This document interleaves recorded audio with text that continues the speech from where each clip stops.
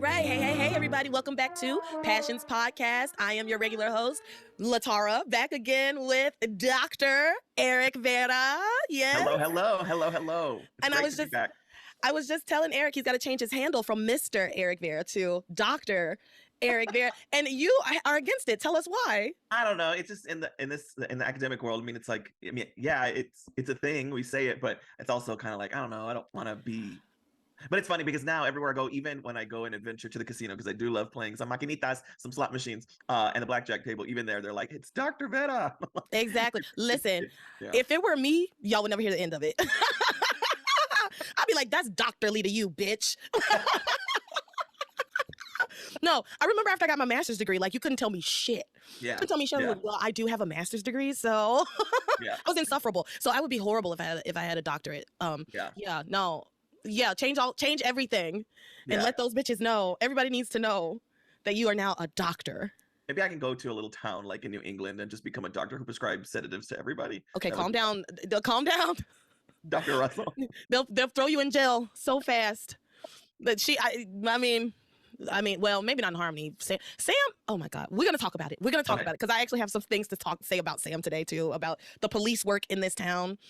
But before we get into the episode proper, I want to say shout out to all of our patrons over on Patreon. Thank you so much to Muna Shea, Marcus, Breland, Lisa, Sid, Randall, Hannah, Camelia, Samantha, Jeanette, Eric, Fantasia, Sean S, Larissa, Maria, George Lopez, Fitzgerald, Lisa, and Jessica Jean. Thank you all so much for continuing to be patrons. We're gonna be having 2 watch parties this month. I'll put the dates out on all the social media and on the Patreon, but bringing back the watch parties this month because I got the time now, and gonna be doing more on the Discord too. So just be looking out for that, people on the Patreon. And if you would like to join the Patreon, just click the link in the description and sign up if you want to. Also, that's where you can get a t-shirt. Look at it looks great. So, all right, we're getting into these episodes 16 through 520. Yes. Okay, so I have been bored for a while. Like, Passions, like it'll have its moments, but as far as moving the story forward, it's been very stagnant since that house burned down. Like, what happened after that? Anything? It's been the slow lead up to this wedding. The wedding, yeah. Because I think shortly after the house got sucked down, that was the engagement party and all that stuff. Yeah, we did the engagement party stuff and we revealed the imposter. So we did have that, and that was very exciting. I take it back. That part, but it took us so long to get. I mean, we've been doing the imposter stuff since like episode 120. So and how have the Bennetts even mentioned the rebuild of their house yet?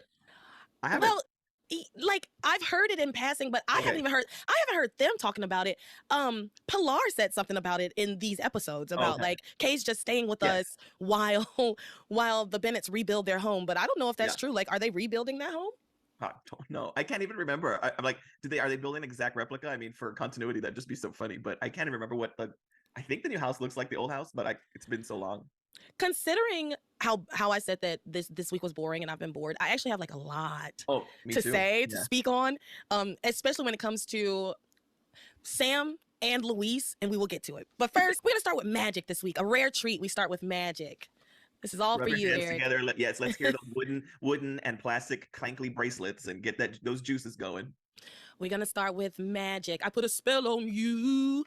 Just so everybody knows, my voice sounds funky, but I have like tonsillitis. I'm sick. I'm trying, but that's why I sound funky. Anyway, so we pick up at the mansion where Timmy has gone to make himself a martini, right? While Tabitha talks to the man in the water mirror.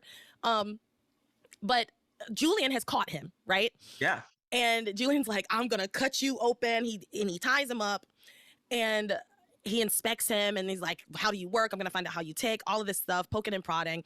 And Timmy tells him that if he destroys him, he says, if you destroy Timmy, you'll never be able to prove that Timmy was alive. Yeah. And Julian's like, yeah, that's true. But then we get where Julian asks Timmy to make him a martini because he's like, I'm going to kill you regardless. So can you please make me a martini? And so I can write down the recipe. Yeah, he's like, I want to see what makes you tick because it is odd. At times you are so real and at others you're as inanimate as Ivy was in the bedroom. Like, don't do my girl Ivy like that. First of all, sir, because you probably was bringing her all manner of STDs and STIs. Okay, so you lucky she even spread her legs for you. Period. And at one point it kind of slows down. Like Julian's like, well, maybe I'll just. He even says he's like at one point he's like, I wouldn't mind having a drinking buddy like you. And I was like, hell yeah, I would love a happy hour with Timmy and Julian. I would definitely end up cussing Julian the fuck out. I don't know that I want to be drinking with Julian's ass. Like, Timmy, absolutely. Tabitha, hell yeah. Oh my God, I would love to do happy hour with Tabitha and Timmy. Oh yeah, that would be so fun. I mean, just talking shit, because just talking shit about everybody in Harmony, I would be on board. Oh man, that would be the best night. Just sitting at Tabitha's house, watch and just because we all know what's going on in Harmony, and just talking bad about everybody. Like literally watching Real Housewives of Harmony on her fucking water bowl together, like getting drunk, having some wine, having some martinis. It'd be so fun. Well, and it's so cool again, like to see Julian and Timmy kind of getting along. I mean, they do get along at one point, but it's Timmy opening up his mouth again, reminding him that he knows pretty much all of his secrets. Yeah, and so then that gets him to thinking, like, how do you know all of this stuff? So he brings up, I'm sure it has something to do with Tabitha. He says something about Princess, to which he's like, well, does that make you the little prince or the court jester? Yeah, they do a lot of very silly banter, and it's so cute, honestly. But at one point, after he makes the martinis, I guess, Julian ties Timmy back up, but he gives him a sip of his martini, and I thought that was so sweet. Yeah. I don't know. He was like, well, here, have a sip of mine, but he wouldn't untie him. But they have like a little heart-to-heart. Yeah. Julian compliments Timmy and says, you're actually a very interesting fellow, and too bad we can't be friends because you know too much, basically. And Timmy says to him, I can tell that Julian doesn't want to kill his little sister. Yeah. I can tell that Julian doesn't want to kill his own sister, and that's getting to him. And Julian then says, even if that's true, there's nothing he can do to stop it. Because he stops for a moment after when Timmy says that, and he's like, yeah, no, I don't want to kill her. And then he says, but there's nothing to stop it. There's no way I can stop it at this point. And Timmy offers to go to the cottage and steal the ring, bring it back, and so Julian can get the poison off and take it back. Even though, I mean, why wouldn't you just offer to like go and wipe the ring down? Yeah. Timmy, you're a doll. Like, would the poison even affect him? And he's wearing gloves. So yeah, that's true. I think he would be okay if he just went and did the thing. But Julian thinks about it. Yeah, he does. To his credit, he considers it. He's like, could you really do that? And Timmy's like, yeah, I absolutely could. But then Julian remembers that he says Alistair would bring down very harsh consequences if this plan does not go off. And so then Timmy brings up the reason why they want to kill Sheridan. And that is when Julian kind of turns back cold. Turds. I'm so sorry. Oh my God. That is when Julian just shits himself right there. He just takes a massive dump right there. Oh my God, that's so funny. He's a pookie. He's pookie. He's a pookie. Poopy pookie. No, that's when he turns. Again, my nose is stopped up too, so it's hard to talk. Okay, that's when Julian kind of turns cold towards Timmy again, and because he's like, oh yeah, no, Sheridan has to die so that Luis doesn't find out all of this shit, and so I don't go to jail. It is what it is. Yeah, so and he makes a really cute joke about, like, Julian starts freaking out. He starts to realize, he even goes, you even have me talking in the third person. Yeah. So Julian and Timmy, I'm gonna kill him. Julian decides, I have to kill you, but before I do, make me a fresh batch of martinis. And that's when he unties him and writes down the recipe for the martinis. Well, tries to write down the recipe for the martinis. But as Timmy is making them, he splashes liquor or whatever, some kind of liquid into Julian's face, and he takes off running. And then we get like our Scooby-Doo style, like run around through doors. And Timmy hauls ass out of there, and it is a great shot of him running. And of course, Tabitha can hear Timmy screaming, and so Tabitha's like, "Ah, shit, here we go." Kind of like Kenan and Kel. Oh, here we go. Yep. And so Tabitha finds that secret passage from Hecuba's lair into the Crane Mansion. And hearing Timmy scream, it is so funny. It is so hysterical. Yeah, he was squealing for his life, for sure. And he's running down the halls. Julian is chasing him with all his might, but can't catch up. And yeah, they go in and out of some doors. It's very Scooby-Doo-ish, but I loved it. And then Timmy runs into Tabitha and she says, like, what the hell is going on? Where have you been? We can't get caught here. So she chastises him and she says, we can't get caught here. I know our horoscope said that we're in for it, but I'll be damned if it's at the hands of Julian Crane. Those Cranes, they're evil. And to which Timmy responds, Tabitha is also evil. You are also evil, Tabitha. And she says, yeah, but in a fun way. Yeah. In a way that warms the cockles of my heart. Something like that. But I love that she was like, yeah, I'm evil, but in a fun way. Yeah. The other thing that is so hysterical about this point is that Timmy tells Tabitha that he revealed that he knows about the plot to kill Sheridan, to which Tabitha responds, oh, fun guy. No, I mean, it caught my attention because I was like, is she gonna wait, what? And she just goes, oh, fun guy. Yeah, she had some great moments this week. She had some really great moments this week. Yeah, she's hysterical this whole week. So really funny because she's in so many places where she simply is not supposed to be. And it's great. And you just, every time they see her, not necessarily at the Crane Mansion, but every time somebody sees her, they're like, oh, Tabitha. Like, what are you doing here? What are you doing here? She gets a cool flashback because she sees a ghost, basically, and it is one of the Crane ancestors. Yes, she sees this old-ass I can't talk. Portrait. She sees a portrait. I'm like, what is wrong with me? Have you ever seen what's the other mouse movie? Rescue. American Tale. Five Ghosts, yeah. In an American Tale, the first one, there's the one of the mice, they're like fighting back against the cats or some shit. Yeah. And he has like a speech impediment. And he goes, we the secret weapon. Yes. I say that all the time, but that's what I feel like right now. Like that, my speech is like that. We the secret weapon. Anyway. Or like Curly from the Three Stooges. Certainly. I'm struggling a little bit. But what's the word that I couldn't say just now? Portrait. Yeah. Portrait. There's a picture of this old ancestor from hundreds of years ago, according to Tabitha. His name is William Ephraim Crane. And we get a flashback of him sentencing Tabitha to death by fire. And then she says, we get a little tidbit here that she put a curse on him and his whole family line before she fled. And so she's still been waiting. She's still been waiting to see them, see that curse come through. But am I wrong? Did she not get burned at the stake? Well, she flew away she said she flew away on her broom, but I recall seeing her burn at the stake with Timmy, like with a doll of Timmy. Yeah. I believe, here's what I do too much work for Passions. I do. I do too much. Okay, I do too much work for these people. Give it to me. What I believe is, because yes, we did see her get burned at the stake by like Charity and the Pilgrim, like in the Pilgrim days, right? Like Plymouth Rock days. I believe that this is actually later than that. Like because she survived that and came back to Harmony and like years later and got caught again. Yeah. Which would make sense why she's always so worried that the people in town are going to figure out that she's a witch. Yeah. Like because it's happened more than once. Yeah. Right? Like I feel like if it happened one time in the 1600s, by 2001 you would be pretty comfortable that it's not going to happen again. It just makes me laugh because you would think that there would be like, this is so far-fetched because there'd have to be some generational overlap where someone would say that lady's been alive.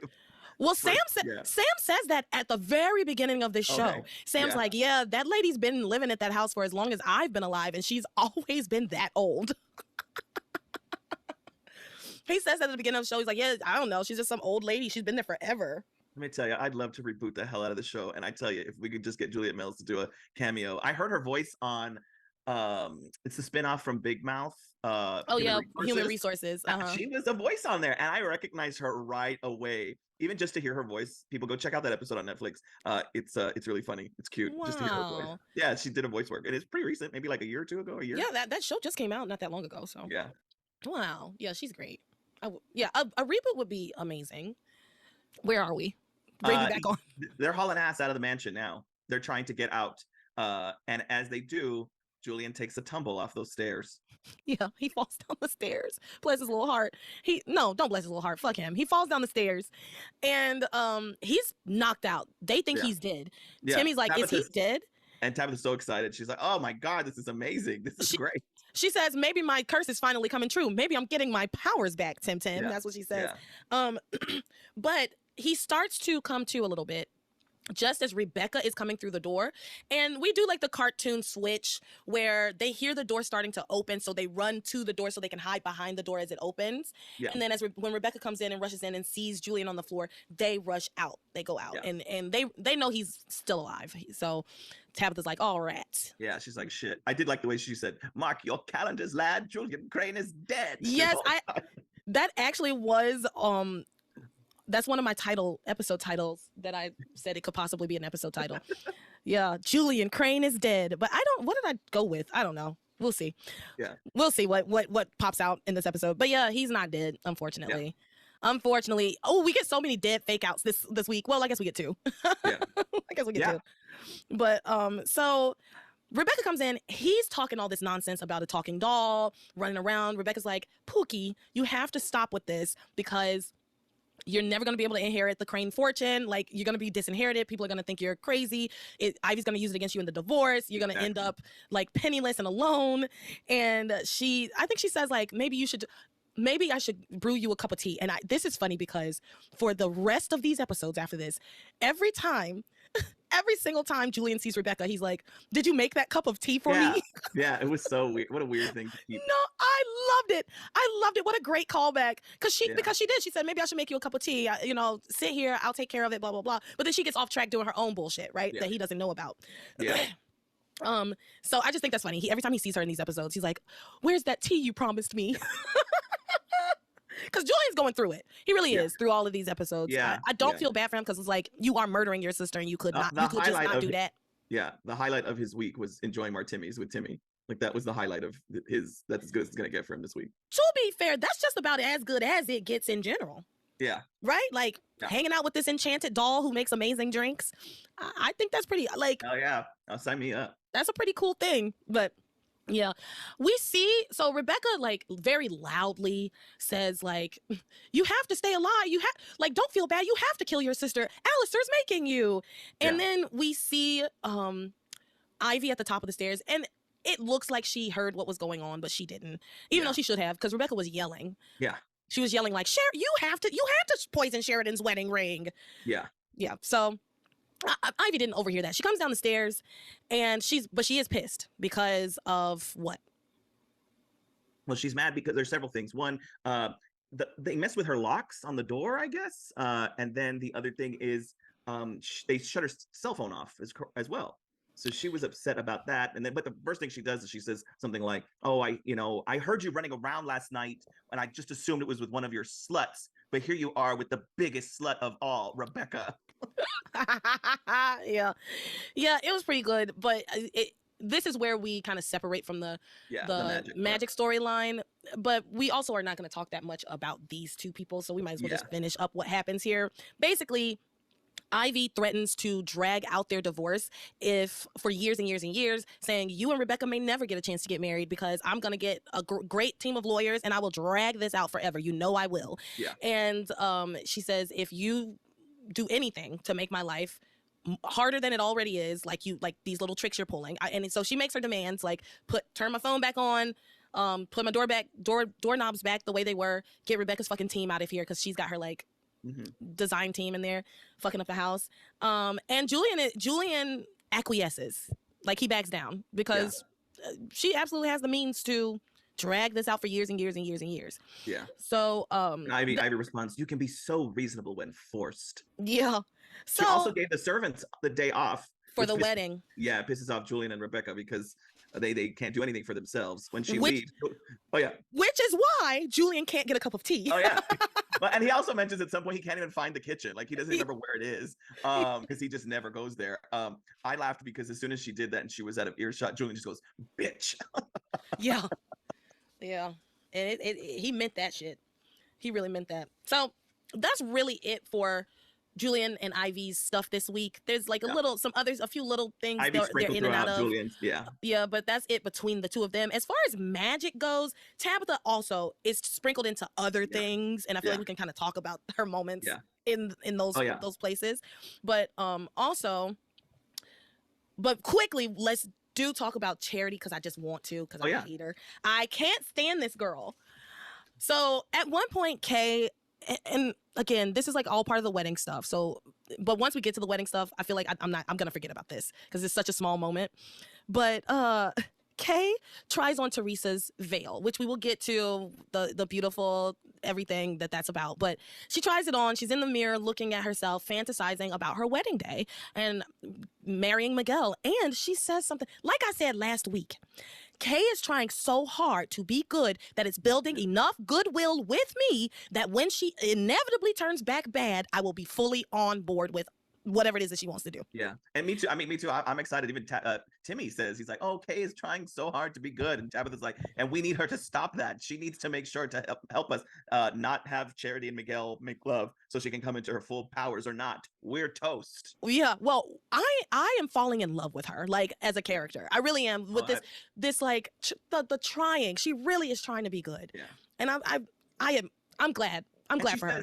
Yeah, she says, maybe this is the biggest spin that she's got on it. She says, maybe I can still get Miguel by just being good. And I was like, oh, look at, like, that is a full circle thing for her. We know it's not gonna last, but it is a full circle for her. Yeah, she says she believes that. She says, I can be good and get Miguel. I know I can. That's what she says. So it's like, it's not even a maybe in there. It's very, I'm gonna be good and I'm gonna get Miguel. I can do both of these things. And I believe in my girl. I mean, I know I know she can't be good alone. But anyway, Charity, meanwhile, this shit pissed me off. Charity is so annoying. Charity is watching her, just staring at Kay as Kay is like having her little teenage girl fantasy. Like, it was sweet, it was fine, it was normal. But Charity watches her and apparently can, like, see Kay's whole, like, fantasy, but she can't see Miguel, who the groom is. She can't see who the groom is in the vision. And number one, how invasive. Like, if you can do that, like, don't do that to people. Yeah. I don't know if she can control it or not, but maybe she could walk away. I don't know. Why would you? That's very invasive. Yeah. And so she walks up to Kay and she says, Kay notices her there and she pulls it off and she's like, oh, I was just like, I tried it on because it was pretty. And, and Charity's like, oh, you were fantasizing about your wedding someday, weren't you, Kay? And Kay's like, yeah, I mean, yeah. And she says, I could see it all. Ugh. Yeah. Don't tell me. I don't know. And so that makes Kay a little bit nervous because she's like, you could see it all. She's like, yeah, I could see it all except for the groom. And she's like, who was it that you were marrying in your fantasy? And Kay says, well, I mean, when I fantasize about my wedding, I just think about, like, my dress and my family being there and the church and what it'll look like. But, like, I don't know who I'm gonna marry. Normal. You're 15. You're 16. Unless you're saying, I mean, when I was 16, I was gonna marry Legolas. Anybody? Lord of the Rings? Orlando Bloom, but not Orlando Bloom. Legolas. Yeah. Like, elf, blonde hair, long hair, pointy ears. That was my vision, right? Because I was a child. Yeah, mine was either Britney Spears or Gwen Stefani. Or Charity Standish. I did love Charity. That's why it's hard for me to watch this and go, what was I thinking? But I love Kay. But that was the thing too. Like, I don't know. I had a crush on Charity, but I loved the character Kay. I loved Kay. I was rooting for Kay. I never rooted for Charity. I never did. I mean, how could you? Yeah. I mean, no. But on the rewatch, I have more sympathy towards Grace. I have more of a connection with Grace now this time around than I ever did before. And again, I was a kid, so I was looking at her as a much older woman and didn't get. But she annoyed me when I was even as a little kid. Charity, I guess it was the magic stuff that kept me enthralled by her. Yeah. Or not, and maybe enthralled might not be the right word, but for me, I always did root for Kay. I mean, like, even we felt bad for her, but we were definitely rooting for her. And then it cements itself later on in episodes in the future. You're just like, okay, come on, find a way to get to Miguel. Like, we're on your side fully. Well, it's interesting that you bring up Grace too, because I remember thinking Grace was pretty, like, being really annoyed with Grace. Like, I remember finding her really annoying, but upon rewatch, I have been definitely more sympathetic towards Grace. However, we got to a point in this week where I was like, oh, we're about to get to the part of Grace. We're about to get to the part of Grace that I hated. I think so too. Yes. I can't wait till we jump in there. Anyway, with Miguel and Charity and Kay, that's pretty much where that kind of ends. Well, wait. Let me finish real quick. Because Kay says, I see, when I fantasize about my wedding, I see, like, I don't see the man, basically. I see all the other things that I can control in my little imagination, right? Yeah. And Charity was like, Charity was so smug about it. She's like, oh, I guess I'm just different. Because once I've seen the man that I'm going to marry, and all I care about is what his face looks like when I walk down the aisle towards him. So when I fantasize about my wedding, all I see is the man I'm going to marry and our family there to watch us. Shut the fuck up. As if she's so much above, like, fantasizing about what her dress would look like, what her ring would look like, what the space would look like, what songs are you going to dance to at your wedding. Like, these are things that young girls and grown women, because I have a fucking Pinterest board. I haven't put anything on it in years, but I made it as an adult. Oh, that's awesome. Yeah. I made it as an adult. I mean, I went back to it. I might share it with y'all. If y'all want to see my wedding Pinterest board, I will share it with y'all. It's from like 2011, I think. It's horrible. Like, most of the stuff on it, I would never do now, but I keep it just to remind myself. But yeah, like, that's normal. But you know what? Charity's a weird girl, so I shouldn't be surprised. She's a fucking weirdo. So of course she doesn't think about what dress she's gonna wear. Of course she doesn't think about it. I can't stand this girl. I'm sorry. I know that got real heated about that, and it was kind of small, but she's so annoying. Remind me, at the start of the series, was Charity and Miguel already together? And we just got this, they did get together. I yes, honey, because remember, there was like a whole thing with Charity. Charity is from Castleton, okay? Okay. Her and her mom were like living together in Castleton, and Faith, she was losing it. Yes, I remember that. And Charity went to Harmony for like the fair one day, and Miguel like locked eyes with her and fell like in love with her, and then we did this whole storyline of him like trying to find her. Got it. Thank you. That's I could not remember that. Ugh. Yeah. It wasn't the best. Okay. And then we just always had that Kay's always had a crush on him since they were little and stuff. Best friends. Yeah. Best friends forever. So let's move on to our troubled marriages. Basically, we're talking about Grace and Sam here. We just got rid of Ivy, and now these poor people having to deal with this kidnapper, David, because Grace gets abducted by David Hastings. She's like downstairs, and he breaks into their home. She sees him, passes out. He picks her up, takes her to his room at their bed and breakfast. Yeah, perfect place for a hideout. And he says, "I'm taking you away from all this forever," as he carries her away. And then Tabitha notes, because she's like watching all of this on the little pool. She's still in the Crane Mansion at this point. Tabitha notes that this is a man who has the power to tear Grace and Sam's marriage apart and their family apart forever. Yeah. Which is funny because the man in the pool is like, "Who is that, Tabitha?" And Tabitha's like, "I'm not telling you." But I'm like, how does Tabitha know that? Like, how does that pool guy not know who he is? Right. She called him. She called him to get some answers. So how does he not know the answers? Whatever. Yeah, they're having their little banter. The pool man, pool dude. So then Sam comes downstairs looking for Grace, only to find a crime scene. Right? Like, milk spilled on the floor, glass shattered, and then he notices crying over it. No use crying over spilled milk, especially when you don't have time to cry. Like, we're in the first 48, babe. We gotta get going. He really is. He's on it. He's like, footprints. Oh my God, the footprints stop here. La, la, la. Like, I was like, look at Sam actually can do his job for 5 seconds. Then he will go unethical in a little bit. He does a little bit of detective work. Meanwhile, and he's frantic, right? Because he's like, these are men's footprints. Like, something bad has happened here. Yeah. And so Grace wakes up at her B&B with this strange man. She's face to face with this strange man, and she panics. She's like, "Who are you? What's going on? What do you want with me?" He says, "Grace, it's me, David. Yeah. I've come to take you away from all of this." And at that point, and she's confused. And at that point, Sam bursts in. He figured it out. He finds this man and grabs this man, pulls him away from his wife, knocks him out, punches him, which, good on Sam. Like, I would have... One punch Sam. Yeah, one punch Sam. No, knocks him out, as he should have. Good on Sam. And then Sam says to Grace, because Grace is so confused. Sam says, "Grace, do you know this man?" And she says, "No, I've never seen him before." And even though it is at this point that we got to talk about Luis, even though today is Luis's wedding day. Today is Luis's, it's not the night before, it is the day of. This is Luis Lopez Fitzgerald's wedding day. But Sam calls him and tells him to come to work? Oh my God. I can understand this is a crazy event. This is something major, but I don't understand how Sam can forget that today. They're obviously all of Harmony is going to be at this fucking wedding. How could he forget that it's Sam? I mean, that Luis is getting married today. Luis is like one of your best friends. Your best good Judies. How would you it blew my mind because I was like, why the hell would he call Luis? Like when he called him, I was like, what the fuck? So he calls Luis and he explains to Luis, like, I need you to come over and pick up a perp and take him to the station discreetly. And he was like, I trust you to do this discreetly because I don't want to make a big scene after all the shit with Ivy and all the things that have been going on lately. Like, I don't want the kids to find out what's going on. So it's understandable because he trusts Luis, but there's not another, like, he's gonna end up at the station. Where all of the other police officers are, and then you're gonna question him out in the open at the station. That's what he did. So everybody's gonna know what the fuck's going on. Grace is there. So you could have called absolutely anybody, but he calls Luis. Luis is like, I can do that. I can come over.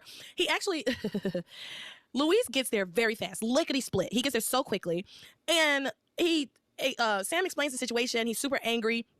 And so he tells him, I need you to book this guy discreetly. Luis says, sure, I should be able to do that and have plenty of time, or I have enough time left over. And Sam yells at him, what, you got other plans? Fucking excuse me? No. And poor Luis was like shocked, like his face. And Grace says, Sam, it's his wedding day. And it is at this point that I laughed so hard because the abductor is not, he's on the bed, he's awake, he's awake now. But the three of them are having a normal ass conversation in front of this stranger who just abducted their best friend, their wife, their whatever. And they are talking like, they're like, oh, that's right, it is your wedding day. I'm so excited for you. Man, I'm sorry I forgot. I'm so proud of you. Yeah, I'm looking forward to it. It's gonna be a great day. I'm finally gonna marry the woman I love. Oh, Luis, I'm so excited. I mean, they're a long ass conversation about I'm like, no one would do that in front of a perfect stranger who is a criminal in your eyes. It was so bizarre. No, Eric, you just did that. Eric just did that perfectly. The replay was perfect. They also do a lot of talk about how marriage is forever. Like marriage is forever. So I know that you and Sheridan are going to last forever, just like me and Grace. And me and Grace have the strongest marriage. Look at how far we've come. You're going to have a lot of ups and a lot of downs, but you can do this thing. It's like, and the director never pans back to, during this, the shot never shows David anymore. It doesn't show him, but I was imagining what he would be like. Like and he pretty much does that all of the episodes, is he just sits there and says nothing. But the idea that they're having like a normal friendship conversation and he's just sitting there was so hysterical to me. I 100% agree. I also laughed at that. I also was like, what are we doing? Like, as far as you know, this man is an attempted rapist. Anything, murderer. Like, as far as you know, he attempted to like rape and murder your wife at y'all's B&B. He at the very least, he kidnapped her from y'all's, not your home, but where you're staying, right? Like, he broke into a residence and stole her out. Like, and y'all are and we're just gonna have this very jolly conversation about weddings. Marriage is forever. Oh yeah, you're right. Oh, Luis, I'm so excited for you and Sheridan. You're a beautiful and we're just, and it's long too. It's just so long. Yeah. It's so long. And it's funny, but they did it obviously as a plot device because obviously David is here to break up Sam and Grace. Yeah. He's here to do what Ivy couldn't do. Yeah. But it was very long and random. But Luis does arrest this man, reads him his rights, and takes him away. And then they all go to the station together. So why couldn't Sam have arrested him? Yeah.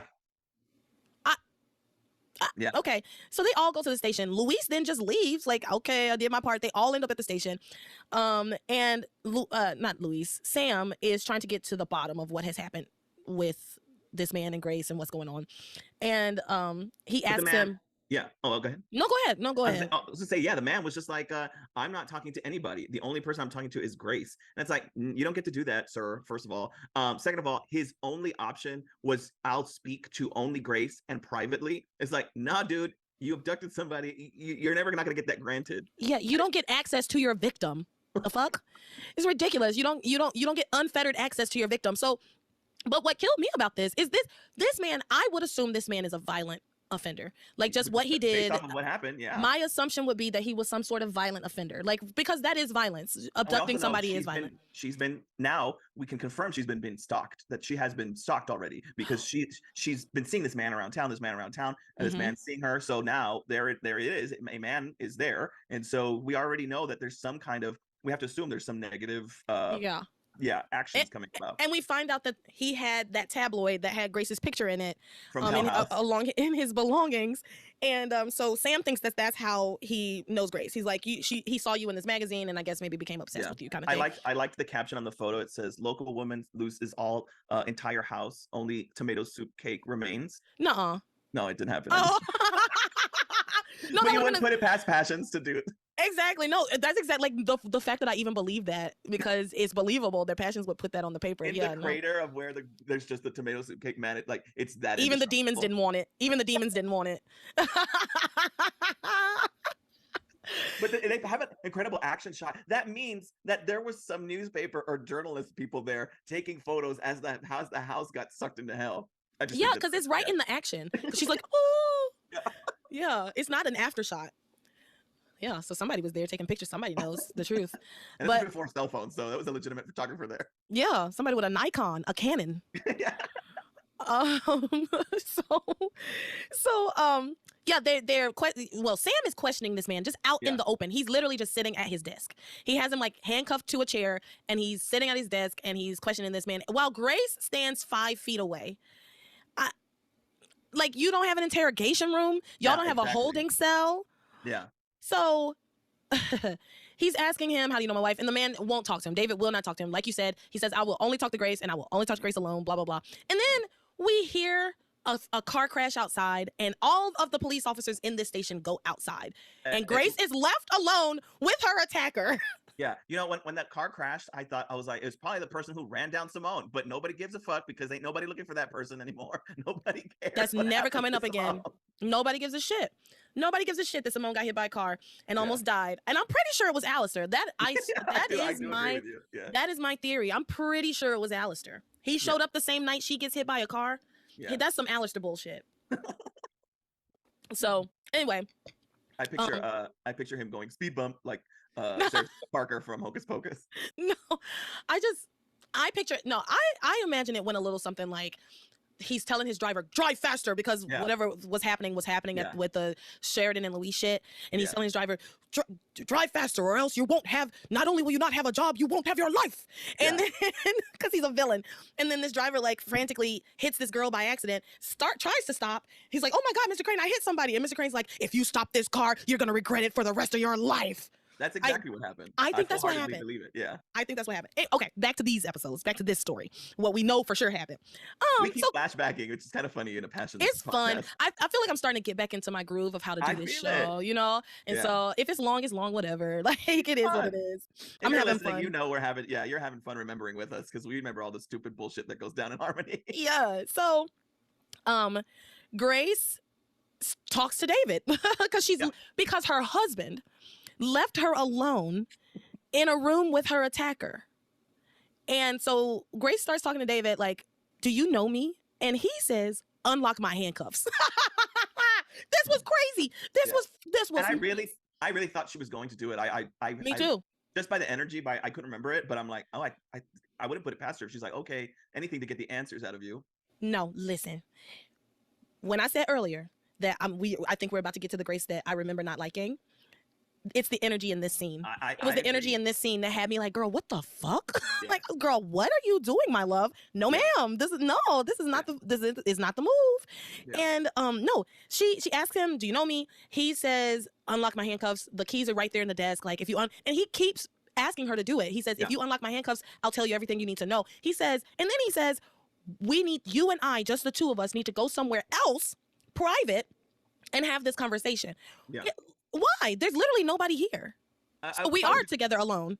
Grace, just be like, do you think they're gonna let you go anywhere? You can't go nowhere, and I'm not letting you out. Exactly, but she does not, like, it takes her too long to finally be like, I can't do that. Yeah, any sane person would have, if you're David, you'd go, hello, ma'am, I need to speak with you. Like, I need to talk to you about something. No, he didn't do that. He stalked her for a couple days and then abducted her from Tabitha's house. So, well, and she says to him, if you don't start talking to my husband when he comes back, he's going to put you in jail. And this man says, no, he won't. Not if you and I talk first, alone. If the two of us talk, he won't put me in jail. What? How? What is it that you have to say? Whatever it is you have to say. It's so dumb. What is it that you have to say that will keep? What is it that you have to say to Grace that will keep Sam from pressing charges against you? And like, what is it? Yeah. Because you have broken multiple laws. And I know Sam's bad at his job, but I think he might draw the line at kidnapping his wife. Yeah. I hope so anyway. I hope so, because he's bad. We saw what he did with TC. He did not arrest TC after TC damn near murdered Julian 2 times. Okay? Twice. You don't get a write-up. You don't even get. He didn't even issue TC a warning or anything. No citation, nothing. So Sam is bad at his job, but I think this one might get him. I think he might be willing to do the paperwork on this one. Yeah. So, she does finally refuse to unlock him. It takes her a while. Yeah. Which again is the energy that Grace is giving, because the energy she was giving was not. It was almost sympathetic to this man. Yeah. And I did not like that. Yeah. I guess I get that there's an understanding that Grace doesn't know about the first 20 years of her life. So she knows that she has that amnesia and that it's possible that this man knows her, right? Yeah. And she does want to know about her past, but still, the way he went about it would make me extremely, beyond suspicious. Yeah. Like, what made you think you could just come in my house and pick me up and take me somewhere? Without, as I'm knocked out. And I passed out, and you brought me to a hotel instead of taking me to the hospital? You don't care about me. You don't care about me. So, anyway, Sam comes in, pulls Grace away. He's like, Grace, what the hell are you doing? What the hell are you doing, Sam? Why did you leave? Yeah. Sir, come on. Officer, please. He pulls her away, says this man is dangerous. He says he's crazy. And Grace says, I have a feeling he's not crazy. Girl, And she does say something like, right, that I feel like he knows me. He knows, right? He knows me, not I know him. I think, yeah. Yeah. Yeah, and I do wish, and I imagine they will soon bring up the fact that she has that amnesia, because anybody, have they ever mentioned that before? They have mentioned the last time they mentioned it, it was like Grace's character development in the very, very early episodes. So we haven't heard anything about that. I want to say we haven't heard anything about that since like Faith died in like episode. And that's what I was about to say. That's what I remember. I feel like she had amnesia around the time of Tabitha killing Faith, right, that they acknowledged it around that time, but they haven't brought it up. And it's interesting because soap operas love to remind us about everything, but all of these episodes they have not decided to bring up the fact that she has amnesia, that she had suffered from that at one point in her life. And I don't know, and still does. New viewers, still suffers. This lady does not remember the first 20 years of her life, and that's a very important plot point for this. And I feel like it should have been mentioned at least recently 1 or 2 times. Like, they could have had Tabitha mention it. Well, that's what I know. I'm for a show that constantly reminds us of the rules and the backstory. Like, they totally didn't bring that up again. But at least now he has a name, because you and I off mic kept saying, we know who this is. We still know who this is, but at least now it's not just some man. His name's David. So now we have a name. Yeah, David Hastings. And strap in, kiddos, because he's gonna be around for a good long while. This goes on for way too long. And I again, this is where the turn happens for me with Grace. I think I might be wrong. I might be misremembering, but I vaguely remember. I think you're right. It struck something in me when you said it. I vaguely remember. I'm gonna go ahead and ruin it for y'all. Not ruin it, but I'm gonna say something. I vaguely remember being like, I know this bitch is not going to blow up her marriage for this man she does not remember after all that shit she just did with Sam and Ivy. And Sam remembers Ivy. Yes. And so I don't feel bad. Again, if we want to, if you're listening with us and you're remembering, Tabitha had said, or she had vision. Grace herself had visions of somebody coming in. Tabitha talked about a man coming into her. Tabitha read their tea leaves or something at one point in the house before the house got shut down. So Tabitha had already said there's a man coming into your life, and she was like, "Is it Sam? Is it blah blah blah?" And so we already knew that there's somebody from her past coming into her life. So you're not spoiling anything. Tabitha already told us a long time ago, and I think Grace foresaw it already too. That's true. You're right. All right. So that's it, right? With them and everything this week? Yeah. Okay, great. Because now we got to get into this wedding. This is the real meat and potatoes, and we've probably been talking for an hour, and we still have like 2 more hours worth of shit. Cause I'm going to have to edit some shit out this week, I think. We pick up with Sheridan and Luis doing their sexy tango, right? Cute stuff. It's the night before the wedding, and then they make love, and the next day is the wedding, right? And so they wake up together, and they do a lot. The Sheridan and Luis this week, they do a lot of like lovey-dovey, sweet talk to each other, whether it be face-to-face, over the phone, whatever. They do not go 5 minutes without talking to each other in these episodes, really. Like, they talk to each other a lot. And it's sweet. It's lovely. We all know that this is the lead up to the disaster, right? So they're having their pillow talk, everything. And then later on, as they're getting dressed, Sheridan gets this really bad, uneasy feeling. She says she gets a chill and says she feels as if someone just walked over her grave. Why does she say that? That is like her. She says that so often. Yeah. Like, well, if I guess she's knows, not wrong. And I was gonna say, if anyone knows what it feels like to have somebody walk over your grave, the woman was buried alive. So that's exactly what I was saying. I guess she's not wrong. She Sheridan was buried alive, but poor thing. Poor thing. What a stupid plan. Anyway, that was anyway, Sharon, yeah, she's worried. She's worried. Something feels off for her. Yeah. She says, I feel like somebody just walked over my grave.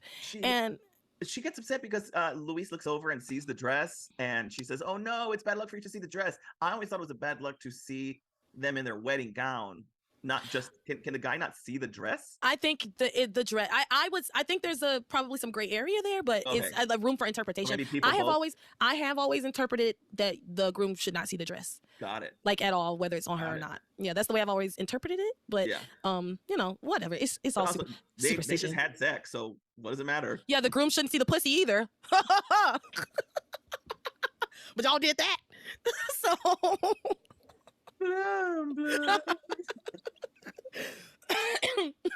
I'm sorry. Oh my God. So Sheridan, she be busting it open for Luis, and I don't blame her at all. Oh my God, I would do the same. So quick. Oh, quickly, quick, fast, and in a hurry. He's a good man, Savannah. He's a good man. Okay. What a man, what a man, what a man, what a mighty good man. He's a mighty, mighty good man.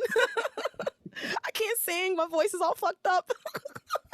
Oh no. Okay. I'm back. So Sheridan, she's not feeling good about the choices that she's made. Having Luis be there, seeing the dress, having sex before premarital sex again for the 30,000th time. She's like, feeling a little superstitious.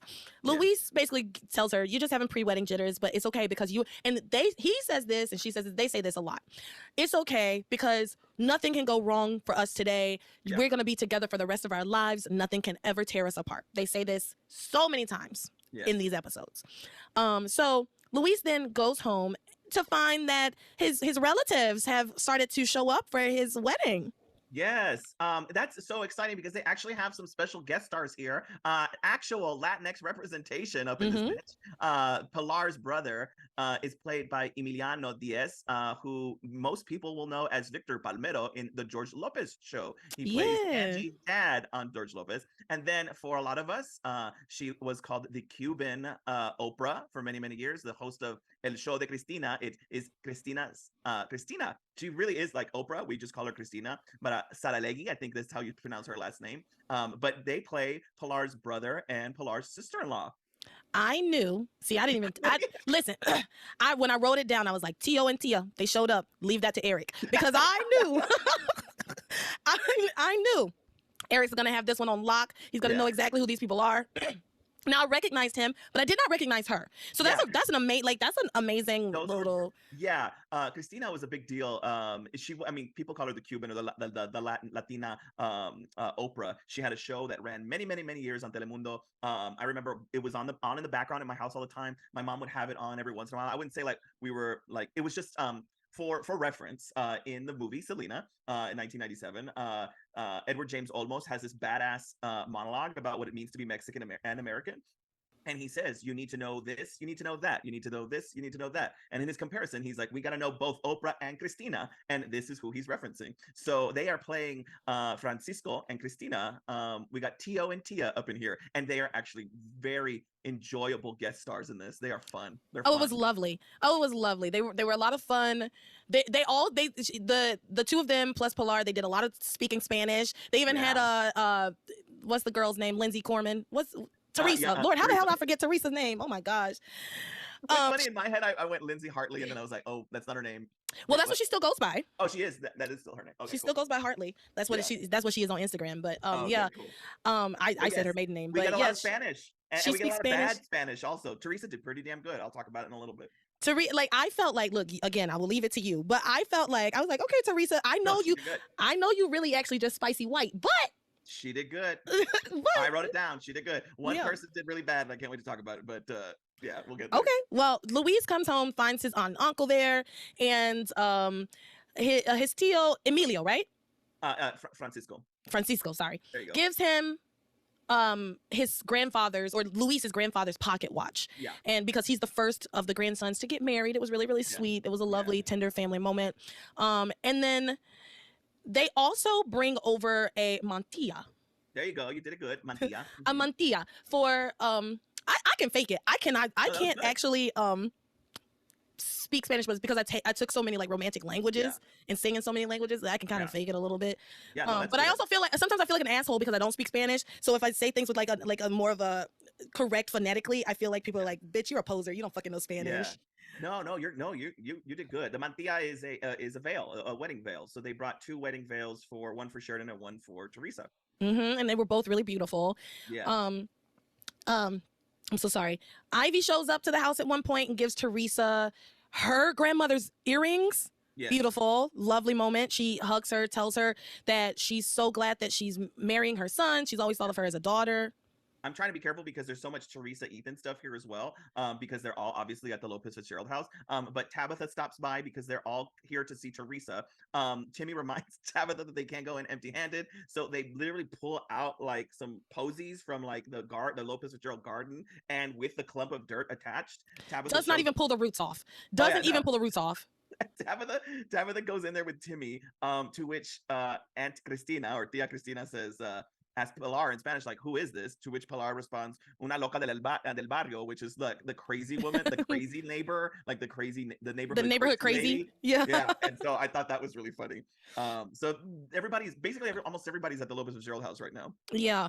So I forgot we're in Shawise. They're all mixed up so much, but let's stick with Sheridan and Luis as our characters. So since we're at this house, let's talk about the fun moments that happened at this home, where Luis is in the kitchen with all the guys, which it turns out, I think we talked about it last week. You said that Hank was his best man, and I was like, oh, I think that it's Miguel, but it is Hank. Hank is Luis's best man. That is made clear this week. And they're all in the kitchen, and his Theo comes in and starts kind of giving him a hard time about, I know I'm sure you've thought about how you're gonna live on your salary, on your meager cop's salary, and she's so used to being a crane, and y'all aren't gonna be able to use any of their money or something, and like and then the children are.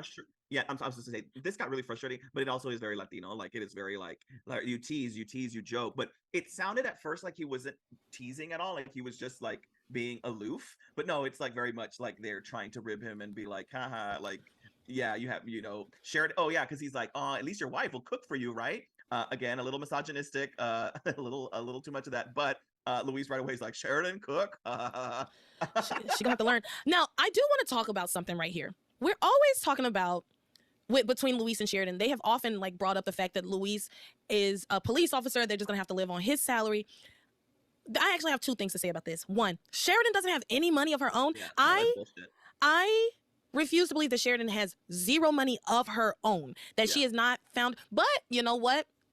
When Ethan got kicked out, we found out he didn't have any money of his own. We found out that he had been using like the family credit cards to live. So maybe, but Sheridan's so much smarter than he. I agree. I cannot believe that Sheridan has no assets, doesn't have a trust, or has access to funds. Some money that is actually hers and in her name that cannot be touched by her father or Julian. But I guess it also makes sense with how controlling Alistair is. Yeah. So that it might be hard for her to have her own independent money. We're just talking through this. We're just talking through. Yeah, no, that's what we do. But 2, my second thing is, they act like Luis makes so little money as a police officer. How could anybody ever live on that much money with kids and a family? Sam does it. Like, I know that they have like the bed and breakfast in the store or whatever, but he's a chief of police. He probably makes a little bit more, but still. No, he probably makes more, but I imagine that when he and Grace got married 20 years ago, he wasn't the chief of police, and they just built a life together over time, which is exactly what Luis and Sheridan would be able to do. Like, you can just look at them as the clear example of how because Grace absolutely didn't have any money or income. That bitch didn't know anything about herself. Like, he found her in a fire, found the name Grace on a piece of paper that was in her pocket, on a singed piece of paper that was in her pocket, and decided to marry her. Yeah. Okay, she didn't know anything. She didn't remember anything. She married him because he saved her. Yeah. So, anyway, so if they could build a life from that, of course Luis and Sheridan could build a life on Luis's like salary. I would think. I don't know.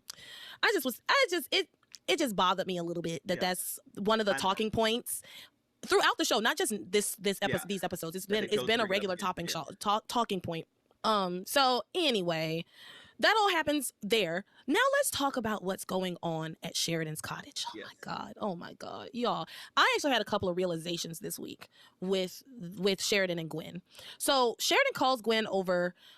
She's like, Sheridan, I'm sorry. She calls Gwen. She's like, Gwen, I need you to come over because I need to talk to you about Teresa. That's what she tells her on the phone. Come over because I have to, it's about Teresa. So, of course, Gwen scurries on over. And when she gets there, Sheridan shows her this like incredible necklace. She's like, I was just wondering, should I wear, like she opens the box and it's like just dripping with diamonds. Yeah. It's the crown jewels. Yes, it looks extravagant. And she's like, I was just wondering, do you think I could wear this at my wedding? Would it outshine Teresa? I don't want to overshadow Teresa. Then you shouldn't have had a wedding with her. Yeah.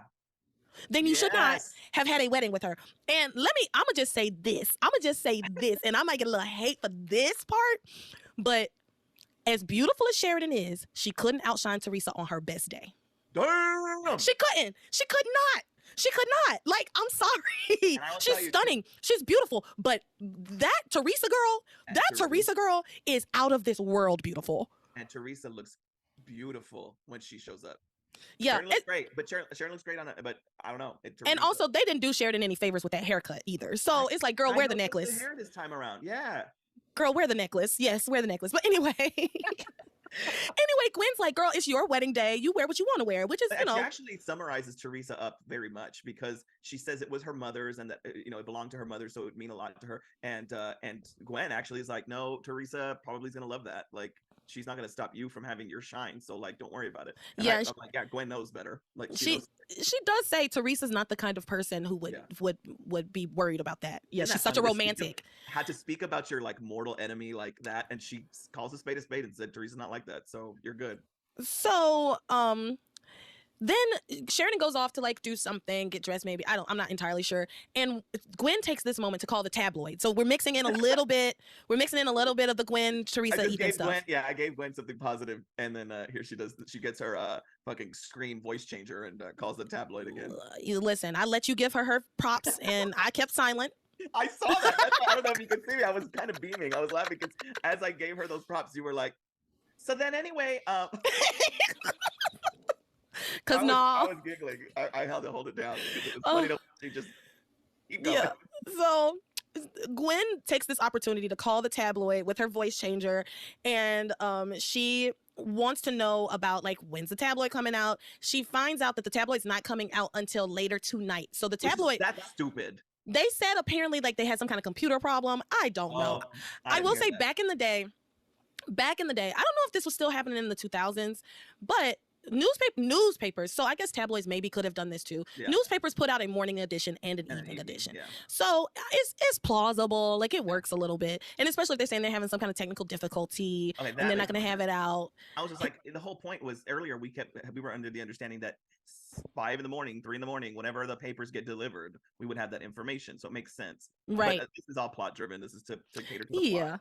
Absolutely. At a specific time. So she says, okay, but can you please send an advance copy to Ivy Crane? And the editor's like, I wish I had thought of that myself. You betcha. And so he sends one off to Ivy, and Gwen says, thank you. You've made my day. Then we see Sheridan standing down the hallway looking at Gwen as if she heard everything. But again, we get another moment where she actually just heard the very, very end of it. Yeah. And she says, I heard you tell somebody that they made your day, and I can't remember how Gwen got out of it, but Gwen was like, she did. Yeah. It wasn't that big of a deal for Sheridan. It was like 3 lines. It went by in passing, and I don't have it written down either. But yeah, so Sheridan only heard that little bit at the end. And then I wrote a note here where I had a realization at this moment. At this moment, I said, now that I think about it, Gwen is ruining Sheridan's wedding too. Yes. Like it had not even occurred to me that Sheridan's wedding is going to be ruined by this no matter how it plays out. This is that was what I was thinking about it last week, but this week definitely was just like, we have 2 major things that are about to happen. It is Sheridan is going to die because of what Alistair and Julian are doing. and Teresa's secret of, well, the frame job of Teresa sending over Ethan's paternity to the tabloids is going to be revealed. So we have these two big major events that are supposed to happen at this double wedding. And yes, Gwen's actions definitely affect Sheridan. So like, let's say the Sheridan plot scrapped. No matter what, that secret comes out, that's what your wedding's about. So yeah, Are you even still yeah. having a wedding? Think Hell about yeah. it. Think about it. Can you even still have your wedding if this bombshell comes out about the person that you have considered your nephew, right, for your whole life, who you love dearly? He's going to be devastated, ruined. And the person that allegedly did this to him is your groom's sister. Y'all gonna have to at least have a conversation about it, and you know he's gonna take Teresa's side. Well, at the very least, he's gonna be like, Teresa wouldn't do this. We need to get to the bottom of it. He's gonna want to investigate the shit. We know. So at the very least, that puts your wedding on hold, on pause. So yeah, she's ruining Sheridan's wedding, and now I don't feel so bad about the way that Sheridan's been treating her, because I have been giving her a little bit of sympathy, as much sympathy as I can give to Gwen. I have been giving her a little bit of sympathy, considering Sheridan is not being a very good friend. I've been saying Sheridan's not being a very good friend to Gwen, but these two people hate each other, obviously. Yeah, I will say, because Sheridan was getting me frustrated, because she starts to tell Gwen, like, you are such an angel. I can't believe you're doing this. Like, it's what you've already said it. You don't need to say it. Like, I hate when people over apologize. Like, if I accepted the apology, or if I heard your comment or compliment or whatever it is, don't say it 1,000 times. But that's what Sheridan proceeds to do, is like, I don't know how you could do this. I don't know how you could watch Ethan. You're going to find a man that you love at some point. And it's so, yes. It's the continual bringing it up. Yeah. That one brings up like this very painful thing for me, but also it feels very condescending. Yes, it does. She doesn't mean to. And that's the thing too. Like, Sheridan's that nice, sweet, but like, you got to know that at some point when you do things like that, you're going to aggravate the person you're talking to. And Gwen just takes it. She just takes it because she's got that ace up her sleeve, so she's not too worried. Yeah. So we're gonna pivot just a tiny bit. We'll be back to the cottage in a second, but we're gonna take a quick, short little pivot over to the mansion, where Julian is having real serious second thoughts about killing Sheridan, and he says. And he says, I have to get over to the cottage, get that ring, and get the poison off. He says that he's got to do that, and Rebecca stops him. And that's important. Rebecca tells him, no, you can't. Remember, Alistair will destroy you. Sheridan has... It's unfortunate, Pookie, but Sheridan has to die. Well, and I think, and that's the thing, is she's saving her own ass. She knows she's mixed up in it as well, and so she thinks if Sheridan doesn't die, then it's her and Julian that are going to die. Like, that's... And she's just like, it's something that has to be done. You need to let it go. So yeah, he does try to go. And again, I think that's something that's all we're always going to see in Julian, is Julian's going to try. He always is going to, at least in some cases, grapple with doing what's right versus what's wrong. Right. In some cases. Especially when it does involve somebody who he cares about Sheridan. Yeah. He does, in his own fucked up little way. He cares about Sheridan. He especially cares about his mother. He loved his mom, I think. Yeah. And because she told him, take care of your sister on her deathbed, I think that really has always stuck with him, you know. And we even get a flashback of it, so you know it's important when you get flashbacks of that. We don't get it in this episode, but I can see the flashback of her at her bedside saying, I got Sheridan, don't worry about her. Yeah, exactly. And now he's like, yeah, I'm gonna kill her. So like, it's very difficult. Like, it's like, oh my gosh, okay. So now we're going back to the cottage, where our Tio and Tia have shown up to give Sheridan her veil. And it's all very sweet. Pilar comes with them. Gwen goes like outside and is like talking to her. Like, Rebecca comes for like a hot minute and is there. But as Pilar and her brother and her sister-in-law are leaving the cottage, and I only brought this up because it wasn't that important, but I always love any moment where Pilar is like coming at Rebecca. I have some notes. So first of all, we do get Rebecca calling her little fajita, so I find that shit funny. It's stupid. It's so stereotypical and racist, and it's just so dumb. And that we get shit like that all the time. It's definitely the early, what did you say we were in, 2001? 2001. Yeah. When they are there, Tia Cristina says like, oh, so I guess she recognizes the name, or I would assume that Pilar called her brother the night of the bat incident and said this bitch came into our house, you know, so they know who Gwen is, because they're like, wait, so Ethan's ex-fiance is your maid of honor. They bring it up. And I think it's funny because they use Cristina, now that you know she's a talk show host, they use that a lot in the week, is that she asks some very provocative questions of the people of Harmony. And so she says, she's like, wait, the maid of honor? she's like, wow, this would be a Spanish telenovela. Like this would be a storyline out of a telenovela. And obviously those are soap operas. Sheridan is so cute with a horrible pronunciation, says, no, this is not a telenovela. Not Noella. I laughed so hard. I rewinded just to make sure I heard it right. But yeah, she just says telenovela. No, ma'am. That's so funny. But yeah. And that is they're on their way out. Pilar runs into Rebecca. Well, actually, I just want to make a note that, yes, with that understanding that Christina is a talk show host a la Oprah, it does frame things better for me. The things that she was saying in the episodes. Because I was like, these are some invasive questions. Like, this lady is rude.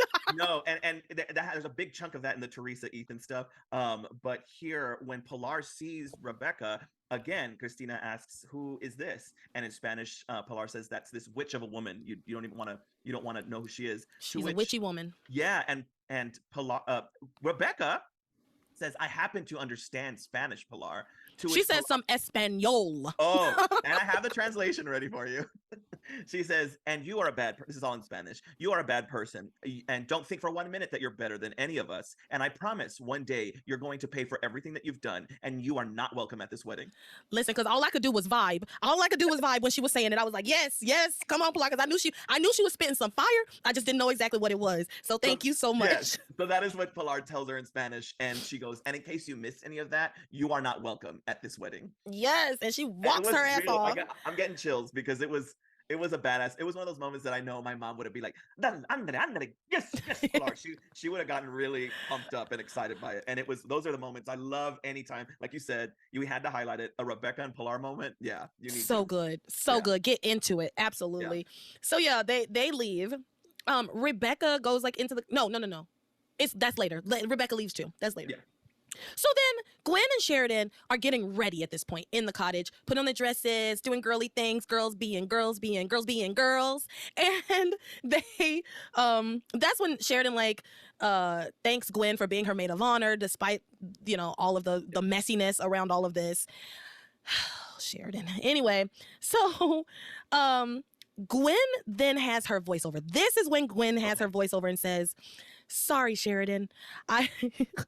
She says, sorry, Sheridan. I hope the tabloid bombshell doesn't ruin your wedding. I only want to wreck Ethan and Teresa's. Bitch, what?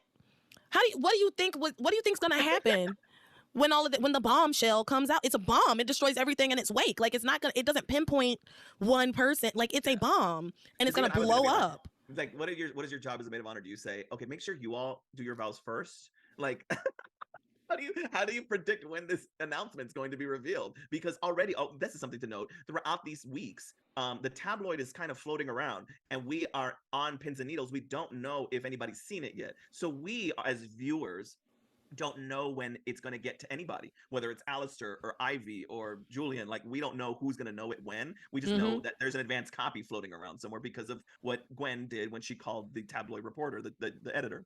Yeah. So there's two copies floating around actually, and we will get to that. Yeah. We will get to that. But yeah, there's Gwen, and I said this at the beginning. I said this when they first put this plan into motion. It's a bad plan. It's a dumb plan. It kind of works out for Gwen. Spoiler alert for everybody. It kind of works out for Gwen. So, she's saying in her head, oh, sorry, Sheridan. Sorry, Sheridan. I don't want to ruin your wedding or anything. I really just want to do Teresa and Ethan's. But if yours is ruined too, so fucking be it. Because these two people do not like each other. Like, Sheridan does not like Gwen, and Gwen does not like Sheridan. That is very clear to me now. I think I didn't realize it until these episodes when I clearly realized that Gwen is trying to ruin both weddings. But I think I would say it's maybe one-sided. I feel like Sheridan has some kind of care for Gwen. I think Gwen, it was a matter of convenience because that was Ethan's aunt. Mm-hmm. At least that is always my understanding, and from what I've been rewatching. That's kind of what I have observed. I think on a subconscious level, I should say that. I think on a subconscious level, neither of these people like each other. I can agree with that. I think on a conscious level, they think they like each other. Because like Whitney, well, we'll talk eventually about Whitney, but like we know Whitney would never do this to Teresa. Whitney would never do this to Teresa. And vice versa. Teresa would not do this. Well, no. I know Whitney would not. I think if something was messing with Ethan and Teresa, then Teresa would... I don't know. Look, you see, these are the after shows. We do hypotheticals and say, who would do this? But I know in my heart, Whitney would not fuck over Teresa. Whitney would never. Gwen, just do that to Sheridan. it does say a lot about who she is as a best friend, as someone who cares about the other person. Because Whitney would never. These two women are not friends. So, Not there you really, go. not truly friends. But anyway, at this point, they're like playing around, and Gwen takes out the wedding ring, takes out the poisoned ring, and Sheridan sees her playing around with the ring and is like, how about you try it on? I don't know why she would do this. Why is it even out of the Who box? would do that? Nobody. Yeah, And she I don't says know. to her, I'm a Leo. I wouldn't want anyone touching my shit. I would. It's mine. yeah, she says Maybe, to yeah. her, no, never. I don't think I would. I'm like, would I be that? But who would act like? I don't know. Can I try it on? Like, I don't know. Sheridan says to her, well, it's certainly not bad luck if you put it on. So Yeah. why don't you try it on? Because at one point Gwen says, I wonder if it fits, I guess. And so Sheridan's like, it's not bad luck if you try it on. Go ahead and try it on. And so she puts on the poison ring and it fits. And instead of just immediately taking it off because you just want to see if it fit, why would you keep on somebody else's wedding ring? Yeah, like it's one thing to just say, wow, oh man, it really catches the light. Cool. Pop it off, give it back. Like, I don't know why you'd walk around with it, It's also a plain gold band. It is not there's extravagant rock. It's not it's a plain gold band, and everybody's so enamored with it. Yeah. Like the precious. It must be the one ring. No, you're right, because they really should have said there's something more about it, right? Like something. And again, I know Louise doesn't have a lot of money. I don't care about that. But also, she also mentions that it's inscribed. It does say something inside of it. I think she mentions about Louise having something inscribed. Is it in Elvish? I don't. This is the Lord of the Rings episode. It is, but she does it. And again, it's like one thing to try it on, but who's gonna now? Come on, passions. You all write stupid shit all the time. Just say, I'm gonna keep it on my finger for safekeeping. Boom, there it is. Now it makes sense why she's walking around with it. But again, I agree with you. I don't know why she's walking around with it. And even if she said that, because I will find fault in Gwen every chance I get. So even if she said that, I would be like, that doesn't make sense, girl. Take the ring off. No, that's what I'm saying. Her trying it on, her taking it off, it makes the perfect sense. Yeah. And they didn't give us any distraction, right? They didn't give us a major thing, like, because they're by themselves. So it's she's like, there's no distraction that could say, oh well, she has it on because somebody walked in, and then I'm distracted. No, she just has it on. So Sheridan says it's not bad luck for you to wear it and take it off, because that was like the whole thing. There's this superstition that once you put your wedding ring on, you can never take it off. It'll break the bonds of marriage, blah, blah, blah. But I feel like that's even more bad luck, I would think, is like for you to let somebody else, some other woman put your ring on. Yeah. To me, that seems like the bad juju. But who am I?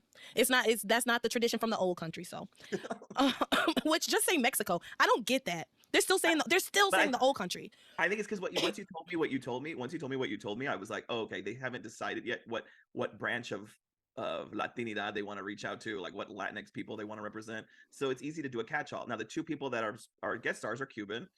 So maybe they were, and of course all the other Latinos besides Pilar are not Latinos. So maybe they were still doing that. You're right. They probably were still trying to figure it out. It's a catch-all. They were still trying to decide, and we're 500 and something episodes in. They're still trying to decide. That's crazy. Listen, nobody. Well, I don't know. I will not speak for everybody. I'll speak for myself. None of us say the old country. Like, we're just like, oh, and again, I'm several generations in. So it's very rare for my family to say when they lived here, because we constantly lived here. So, but I guess when you're from another place, you would say, oh, well, this is from this. But the only time I've ever heard the reference of like the old country is usually from like Jewish people from like Eastern Europe. Yes, so they'll talk about the old country as in reference to some part of Eastern Europe. Yeah.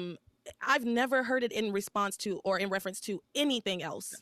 I don't know. Yeah, I don't know why they don't just say that Pilar's from Anatevka. Yeah. It's a fiddler on the roof.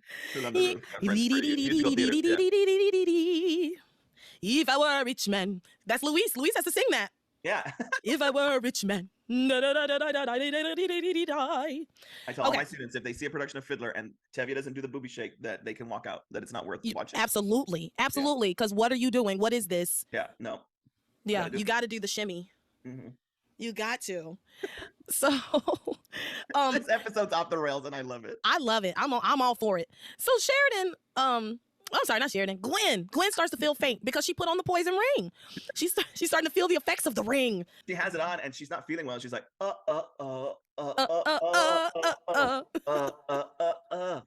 Yeah, she put the ring on it herself and it's killing her. And so she starts to feel faint. Sheridan goes like, I'll get you some water. And then she starts feeling like, ugh, she like doubles over in pain. She falls over. And then Rebecca calls Gwen, but Gwen is like unresponsive at this point, everybody. Literally unresponsive. And Sheridan, like I keep saying, does not like this woman. So she has not called an ambulance. Right? Now you're giving me more evidence. You're giving me more evidence. But Rebecca calls Gwen's phone and Sheridan answers. And Rebecca says, oh, Sheridan, where's Gwenny? And Sheridan says, well, she's not feeling too well. And it all started when she put my ring on. Yeah, she's like, I don't know. Because Rebecca says, well, what happened? And she says, well, we were getting our hair done. We were having a good time. And she tried on my ring. And now she's just not feeling good. And Rebecca like drops the phone, rushes right over to the cottage and pulls that ring off of her baby's finger, which is funny because now that it's on Gwen's finger, now we got to get over there, and I don't care if we blow the whole plot up. That's where Rebecca is with Julian, because Julian's with her when she finds out that this is happening.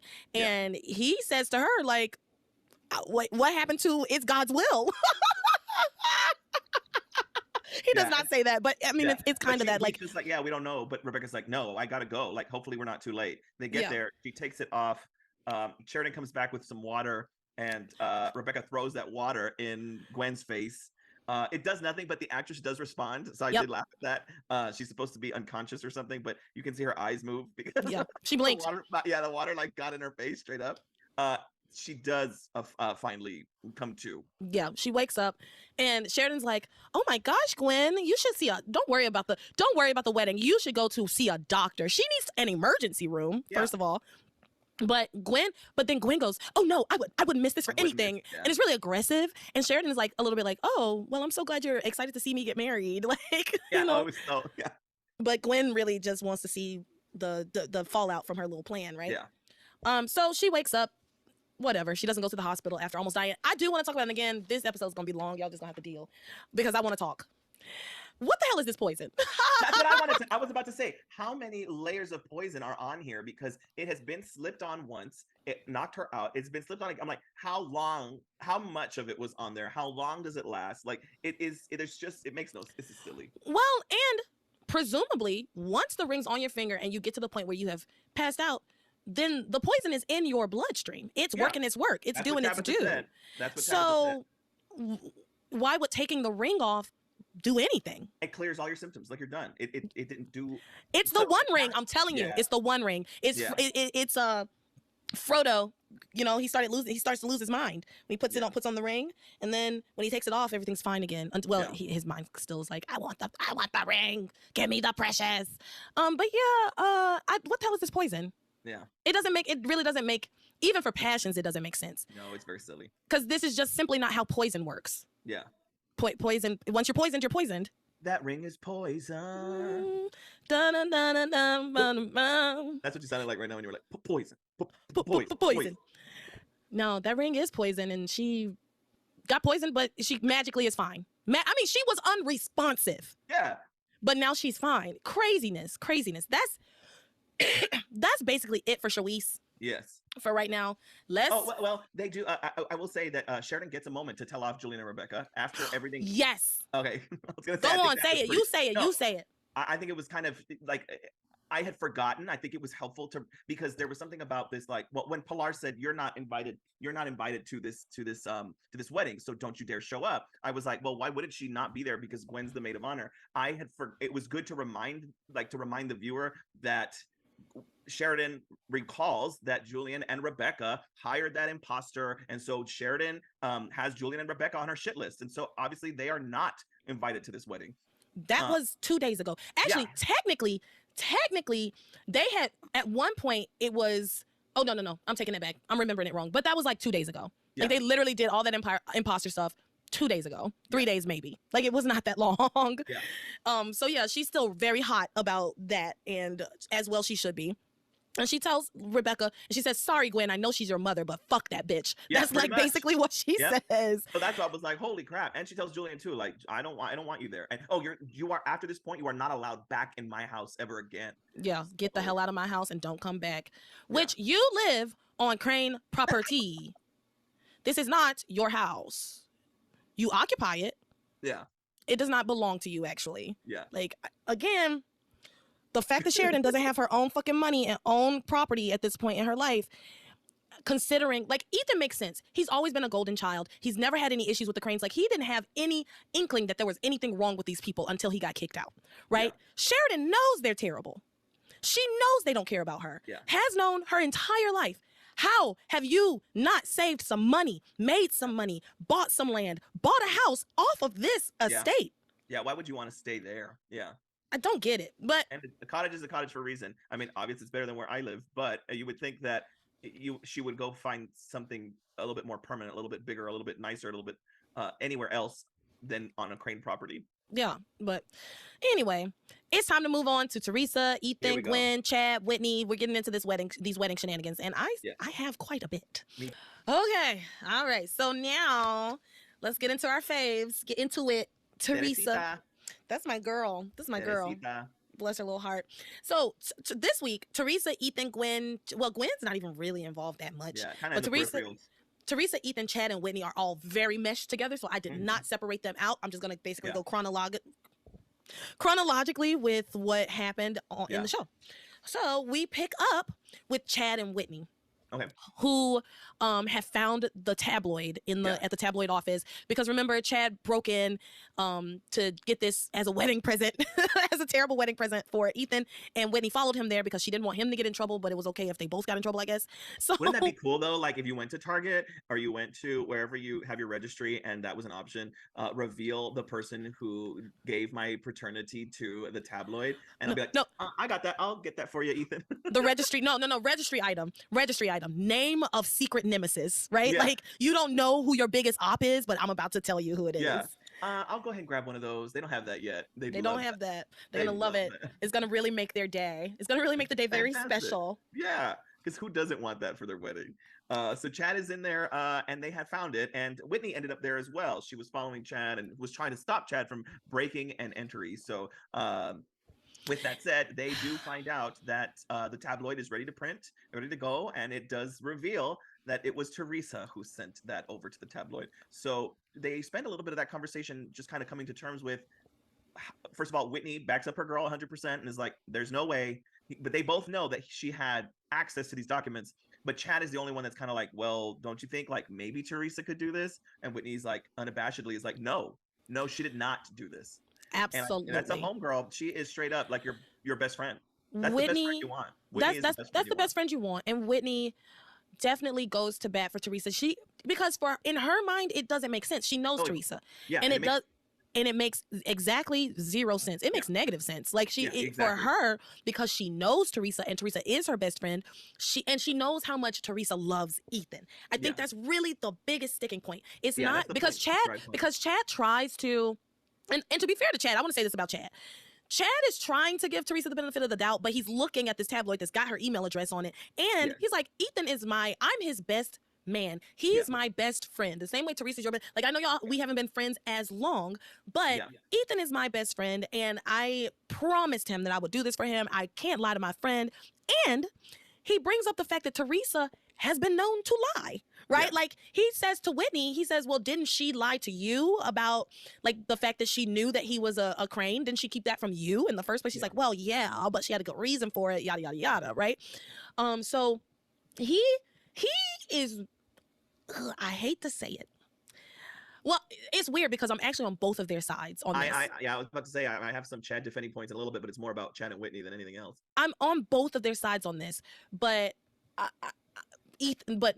But Chad is more right than Whitney, and I'm going to tell you why. Because Whitney decides, well, we can't let them see this before the wedding. So in her head, it's like, she knows that if this comes out, there will be no wedding. Done. It's over. You know, to me, that's like kind of like tricking Ethan into marrying Teresa. And it's super deceitful. Yes. You know that he won't marry her if he sees this. Yeah, because Whitney says, like, there's no chance. There's no chance. Whereas if they're already married, then they have to work through it, which I'm like, I agree with you. It's still fucked up. There's a little something called an annulment. Yeah. And this is absolutely grounds for an annulment. Yeah. Because it's so muddy here. Like the friend, it's like, what would you do for a friend? And again, I know Whitney is coming. I feel like Whitney's coming to it at a place where she's like, this doesn't sound like Teresa, so give me some time to figure this out. But if you do it now, I can't fix it. So I think that is how she's justifying do not tell Ethan, because you've just like you give us no hope of fixing this, and I know Teresa didn't do this. It doesn't make any sense. So that is the logic she's functioning under. Whereas Chad is just like, I told my boy that I got his back and I'm gonna find this person, and I found him, and I can't lie to him, and I can't hold that. And so that's where this friction happens for the whole week. And Chad says, he specifically says Ethan deserves to know, and he was 100% right. Ethan deserves to know that this story is coming out, even if you don't even believe it, even if it's completely sensational, it's bullshit, we can easily verify that it's wrong. He deserves to know that this is out there. And that is his best sticking point, because Whitney can't combat that. It's like, do you want him to read it? Do you want him to find out from somebody else like he did the first time with when he found out he wasn't a crane? Because it's going to get to him at some point. They obviously, again, over the overlap, we talked about Gwen calling over to the tabloid. Well, what Gwen does not know is that Chad actually answered the phone with her voice changing things. She was actually talking to Chad. She asked where the editor was. Chad says, nobody's here right now. Don't worry about it. With that said, now they know, other people already know that this issue is going to come out. So that's why Chad is like, it would be better if it came from a friend than from this piece of paper. And so there is so much going on with this two-person conversation, which is really interesting, is that Chad and have to discuss all the plausible like ways of this coming out, and how do they deal with their friendships with both of these parties. And normally, because they did a lot of back and forth of the kind of the same thing all week long, like you said, and normally I would be annoyed by that, but this does feel like one of those conundrums that you would go back and forth with your friend about for a long time, and you would just be going in circles. This felt very real. It felt like here we go, y'all, a tennis match. Yeah, they're volleying back and forth, aren't they? Which, by the way, Whitney does bring up tennis for the first time in a while, and everybody take a shot. Take a shot, because she brought up tennis for the first time. She has not even been able to work on stuff so she can get to Wimbledon. So yeah, that's what she says. If I'm gonna get to Wimbledon one day, I need to focus, girl. No, yeah, but I'm having to deal with my best friend's crazy shit. So. At one point, yeah, they do pepper in conversations about their own relationship, and Chad does a good job of layering in the things that Whitney is saying, showing Whitney that she's being a hypocrite. She's a hypocrite. He does a good job, and he does it nicely. But he does a good job of kind of holding a mirror up to her and saying, like, you hear how you're saying that love, that these two people love each other and they deserve to be together, and that you're talking about how true love they deserve to be together.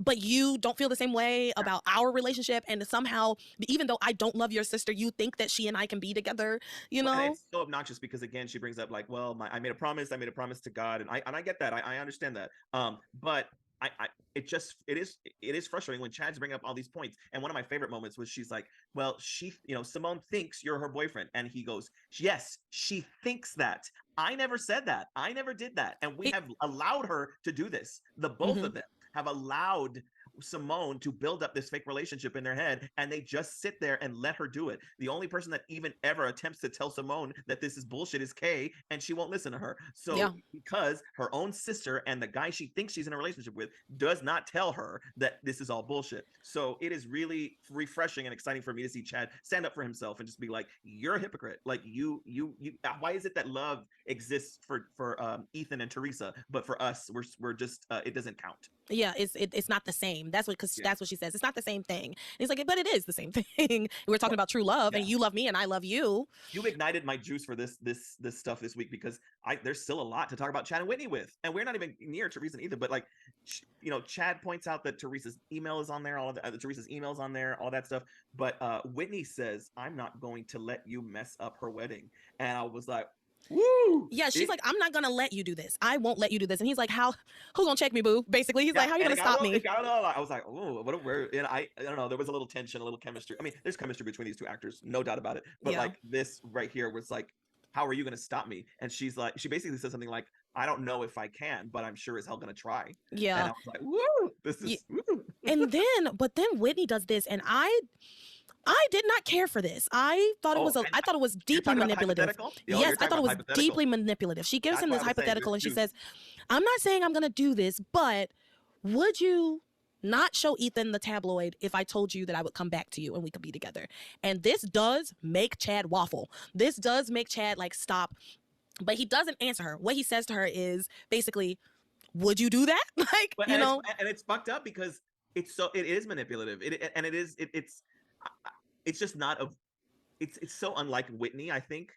And I think that that's why she poses as a hypothetical, because the thing is, right before that, she says she will do anything to stop Chad. But I just don't, from the Whitney that I know, I feel like it is so unlike Whitney to put herself up as a bargaining chip. Now I know she'll do anything for Teresa, but I just don't think she put herself up as a bargaining chip to help like that way. I don't know. It was But in hard. a way, but see, in a way, she gets everything she wants. Yes, she does.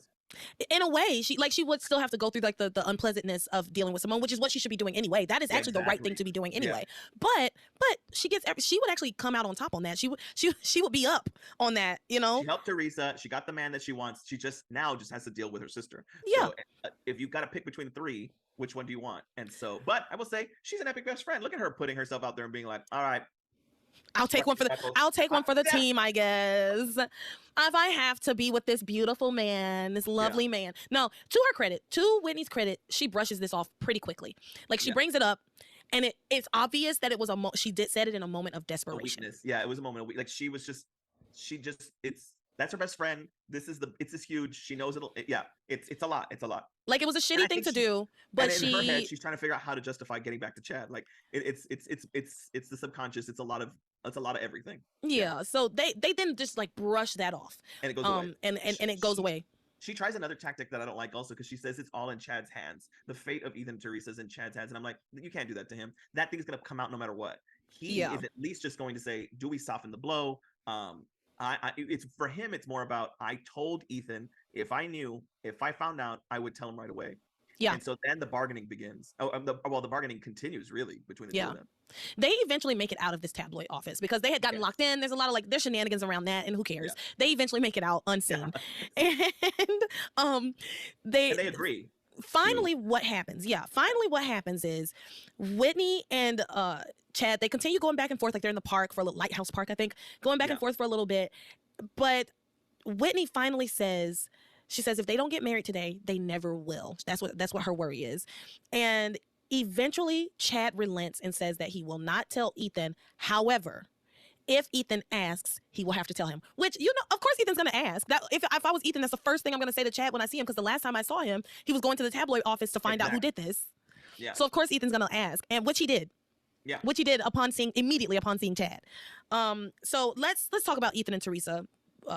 And then we'll get to where all these people converge. Yeah.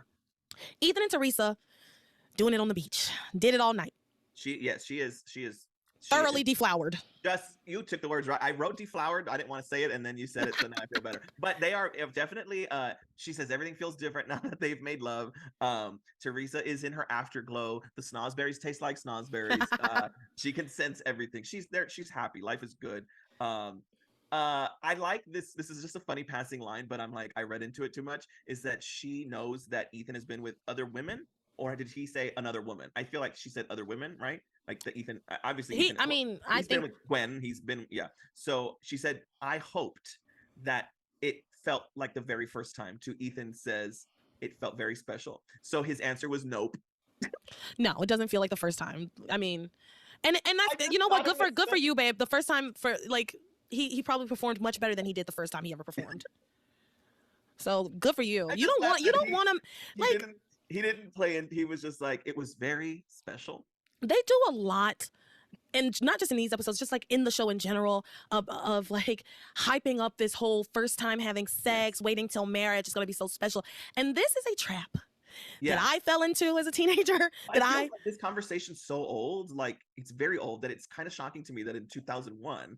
This was still now. It was huge in 2001. Oh yeah, they still added the religious aspect to it, the white virginal like purity, like it was, and it's very passions too. I mean, like Charity, and Miguel being, all of this. It is important to passions. Mm-hmm. The universe, the purity culture in the show, right? Yeah. And can you imagine getting married, and both of you are having sex for the first time? You don't connect. Horrible. I can't imagine. I just feel like it would be so. I don't know. I'd rather get married to somebody who knows what they're doing. I saw something on like a TikTok. You can cut this out. I saw something on a TikTok where this man had hidden his micro penis from his like beloved, and they got married, and she wrote to like a Dear Abby or something and was like, "What do I do?" Because he he was hell bent on us not having sex, and I wanted to, and I now we're married. Yeah, so And she I had know no this. clue. She had no No, clue he had a micro penis. Oh my God. and again, I mean, Okay. if you love somebody, I would think that you would hope that's the goal, right? You love someone so much that you take them for everything, but there is some sort of deception there. It's just like Sort you of. don't you Sort well, you know of. what I mean? Like Sort I'm trying of. to like I'm trying No, to like say it as nicely as possible, but I'm like, you should not. I mean, that sucks. You that bought something is you didn't sign up for, and that's grounds for divorce, period. No. It's grounds for divorce. Like, sex isn't everything. I actually watched a documentary one time about a man with a micro penis, and he had like this girlfriend, and they like talked about, I'm serious, like, because I was interested in it. Like, once I found out what they were, I was like, what is this? And they had like talked about like how their sex life and what they did and to make up for it and different things, right? And that's what you have. I'm sorry, that's the card you were dealt. yeah, You can't not disclose things to people. Like, that's it's one the thing thing. it's one thing to be like, no, I don't want to have sex, and here is why. Yes, And it's a different thing but entirely to fully and completely deceive this person. I feel like it was on the View or on a TikTok. It was I know it was something I saw on. I don't think it was the View. Well, It probably was TikTok. That sounds like some yeah, TikTok stuff. because I'm like the View does talk about stuff like that, but I think it was a TikTok. I think it was one of those like they have like a robot tell the story, like, oh, they do a voiceover. I think it was one of those things. I don't even know how we got to micro penis, but You are my micro penis for life. oh my gosh, these two people have sex, and it's Teresa's first time. Let's. The snozberries taste like snozberries. We're in the afterglow. Ethan says it's special. Whatever. She's Yeah. like, we didn't wait for our wedding night, but it is our wedding day. They have more. Like, they keep having sex on the beach. The sun finally comes I up. think they did it twice. I think we get two. They did a second round. I feel like we are meant to believe that they had sex all night long because the sun comes up. Yes. So I think we're Hey. meant to believe that Ethan has like great stamina. And then, And and then of course they do say they go back to the conversation about honesty is the most important thing to him. No big secrets. To reiterate oh that my a big God. secret is Oh killing. my God. This fucking line. We're going to be together forever, Teresa, because neither of us have any secrets from each other. We'll only keep secrets with each other. Because then she says, like, I don't want my family to know that I had sex with you before our wedding. And he's like, okay, we can keep that secret as long as it's a secret between the two of us. And we're not keeping secrets from each other. Secrets. He sucks. I'm so tired of this line. Yeah. And I'm so glad it's almost over. Well, Yeah. actually, Ethan does this for the entire show. Oh yeah, because He actually does this for the entire show. The secret. It's Yeah. all about the secret. It's all about Teresa. It becomes you lied to me. That's what it becomes. Yeah. It doesn't become like you're keeping a secret from me. It becomes you're lying to me again. Yeah. But they're the same thing. Anyway. We have this fortune cookie thing. Where did they get Ugh. fortune cookies? That's what I said. Where did they get fortune? When did they I get wrote- Chinese food? I wrote down, I don't remember, because I was thinking about last week. I was like, I never saw them mention anything about food. They went from Tabitha's house. They had the love candle. They had all this other shit, but nobody ordered Chinese food. Like, Not Chinese food. They did go to the beach to have a picnic, and they were like Yeah. eating. But I will say never- I didn't maybe notice they did, exactly okay. what the food was that they were Maybe eating, but that's what it I was. didn't 'Cause recall I it was- being Chinese food. Yeah, I was like, did they go back to the fucking love noodles place? Like, I think they retroactively put this in. Yeah, because I was like, I'm pretty sure they opened their fortune cookies the last time. But basically, Teresa's is like, you're fucked. And she's like, what do you think that means? And then Ethan's like, don't worry about it. Whereas Ethan's fortune cookie says, you got your greatest wish. Now your next wish will come true as well. And they're like, there's no way to interpret that badly. We're good to go. Yeah. Well, Teresa says, beware of what today brings. That's what hers says. Beware of Yeah. what today brings. So yeah, she's scared, worried, because she's superstitious. Of course, she's our fate girl. She believes in all of this stuff. Which is crazy because she also is so like religious, it seems. And those two things don't jive. I will say, when I was growing up, it was like literally, it was like devil, almost akin to devil worship, to like do anything with like a Ouija board or tarot cards or any kind of fortune telling. Like, I made a fortune teller one time, and I remember somebody telling me like that's witchcraft. I was like, it's a piece of paper. And I was very much interested in it when I was in a very Catholic house. One of my favorite stories is because of Passions, I had a deck of tarot cards that I went and bought at Walden Books. That's how long ago that was. I used to love Walden Books. Oh, hell yeah, I love Walden Books. I went and bought a deck of tarot cards. I taught myself how to read them. I would read them for my friends. And again, I am not good at it. I'm very rusty as fuck. Now I have a Golden Girl deck of tarot cards. And they're really, really cool to look at. But I am rusty as hell. Don't know how to do it. I need to refresh myself. Now, when I was in middle school, I used to play with them. My mom found them one time, and she was like, I don't want that shit in my house, throw it away, get that shit out of here. And I kept them. I just do it. I didn't use them anymore, and they stayed with me. I moved away, I moved away, life was good. I had the deck of tarot cards in my house, and my mom, I thought I lost them, so I bought a second pair. So then one time my mom was like helping me around the house, she finds them, she throws them away because she's like, get that shit, that's bad juju, get that shit out of this house. So then another time she comes to visit, I have them again, and she thought that they came back. Because they say that about the Ouija board. If you throw the Ouija board away, it'll come back.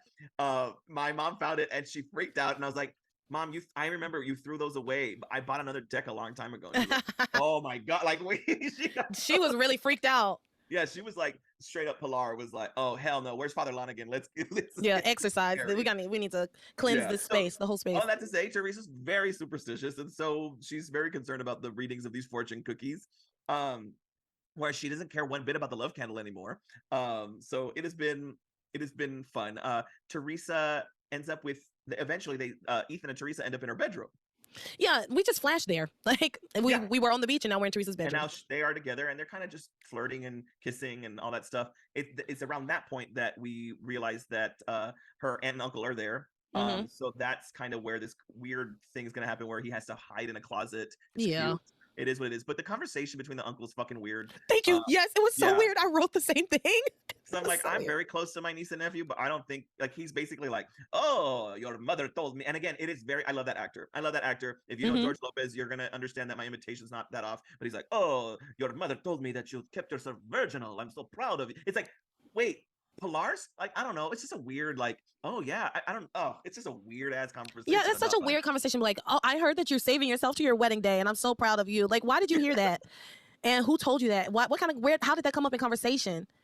It was. Why are y'all talking about my virginity? It was a long conversation, so it was really uncomfortable to watch the whole conversation. Well, because he comes in and he gives her some like advice about never going to bed angry. Yes, and then that's cute. That is good. That's a great conversation. And then, but the way the way it segues, because he says going to bed, and then he's like, but what would you know about going to bed? I heard that you're saving yourself till marriage. Like it was a little odd. Yeah, it was hard for me. It was hard. And this is also when Tabitha shows up with the flowers to just like sit around and watch everybody, because she's just being fucking nosy. And again, all of this is happening because now this is what you talked about earlier, was that when Ivy shows up, Christina, who is a Oprah like host, asked Ivy all of these inappropriate questions. That's exactly what I wrote. I was like, Tia is being super rude and invasive with Ivy.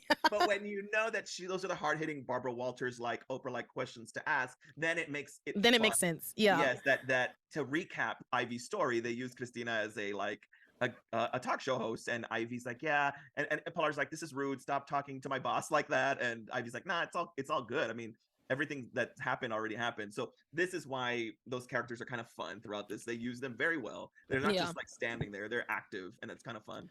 So let's Ethan and Ivy leave, right? Or Ethan goes out the back. He goes out the window. Ivy leaves, and they both meet up at the mansion. Yes. And right outside the mansion. Ivy's like, "What are you doing here?" Ethan says to her, "Oh, I came to talk to you." And he wants to lay to rest all of like the recent unpleasantness, I think he says. He says it's all in the past, and I love you.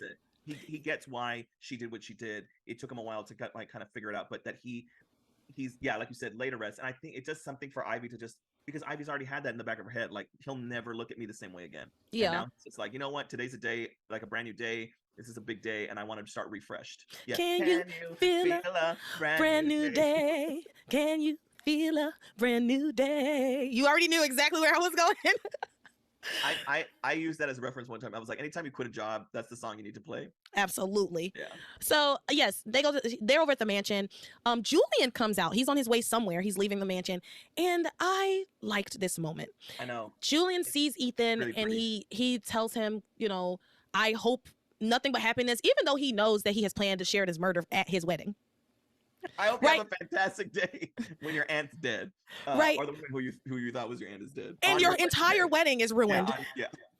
Like, but he was genuine. Like, he did say, like, I wish you all the happiness in the world. It just reminds us that he did very much love Ethan, still does, but it's changed. But and even Ivy can't combat that. The three of them just stand there and are like, thank you. But he's also got like Sheridan on the brain. Yeah, he's uneasy, and Ethan super sleuth, Ethan actually notices that he's like, something's off about Julian. He seems uneasy.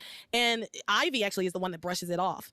Yeah. But anyway, they go into the mansion and there's the tabloids there. It's been delivered And we in get an this envelope. tease. It'll come out of the envelope, back into the envelope, out of the envelope, back into the envelope. It happens a lot. She picks it up. She sees that there's no return address, blah, blah, blah. Then Ethan comes back and she's like, oh, I have something I want to show you upstairs. So she doesn't open the envelope. They go upstairs. She then breaks out the Winthrop family Bible and she gets a little like steamy eyed, right? She's feeling nostalgic about. She says, this book has my lineage going back hundreds of years. Here you are. And today I will add Teresa as your wife. I'll write in Teresa as your wife. It was really sweet. Pretty. And again, there's just like a lot of teasing around this tabloid. There's a lot of teasing around this envelope, but it never comes out. Yeah. Ethan does some bullshit with the doorknob. He doesn't fix it. He makes a big huff about it, but doesn't fix it. And then he leaves because he's like, I got to get to the church. Yeah. And again, back and forth with the envelope. I'm going to just skip to the part where Ivy opens the envelope because she opens the envelope at the very end of all of these episodes. She pulls out that envelope. Last moment of that Friday episode. And she opens the envelope. She looks at it. Is this somebody's idea of a sick joke? She flips through it, reads a little bit of it, and she goes, oh, that little bitch. I will kill her. Oh, she goes off, babe. So, and y'all, from this moment on, it never ends. I know. I hate this. I enjoyed this last week because I knew full well it was coming, and I know full well that it will never ever be the same between Ivy and Teresa. Yeah, we are never ever getting back together. They're never getting back together. Yeah, it will never happen like this again. And in my distinct memories, I can hear. I already know that it's coming again, but I can hear it in my own. I play it back again and just hear, oh, Teresa Lopez Fitzgerald. The amount of times that Ivy will curse Teresa over the next few years is you can't even count them. It is an infinity amount. It makes me sad. Yeah, because we never get them back to a better place for many, many years. It makes me sad because Teresa and Ivy could have been such a great duo to go up against Gwen and Rebecca. Yeah. Like that. That makes me so I'm sad because we've missed out on such a beautiful fucking bitch fest, right? Oh, yeah. Like I just because Teresa and Ivy together would have been absolutely unstoppable. Yeah. But that's not where the writers went with this. But they could have. They could have. They easily could have. Yeah. We're gonna get a very different grouping of powers. And I don't like it at all. I will say again, man, with the way Ivy delivered that ending line, that bitch, it was like, how exciting was that first Friday that thing aired? And let me tell you, what is to come will be promoted like crazy. I can still hear the promotions in my head. Yeah. Meanwhile, we're back at the Lopez Fitzgerald house. This was a really hysterical conversation that took place. I don't know if you have this noted, but Pilar's like gazing out of the window and they talk about like, oh, she's probably missing Martin. And they're talking about the Lopez Fitzgerald family. And they talk about that Luis had a conversation with Paloma. So we get an acknowledgement of one child. Oh, okay. Yeah. I missed that entirely. Yeah, they get a so he's like, oh, Mama, I know you probably miss Dad, or but I did talk to Paloma. She hates that she couldn't be here. So it's a moment where Teresa, Miguel, Luis, and Pilar are all together, and Teresa's like, it's okay, we all have each other. And I wrote down, okay, the main ones, you bitch. Like, it's the three main ones. We don't need to deal with Antonio because he's missing, and Paloma, who got left in Mexico.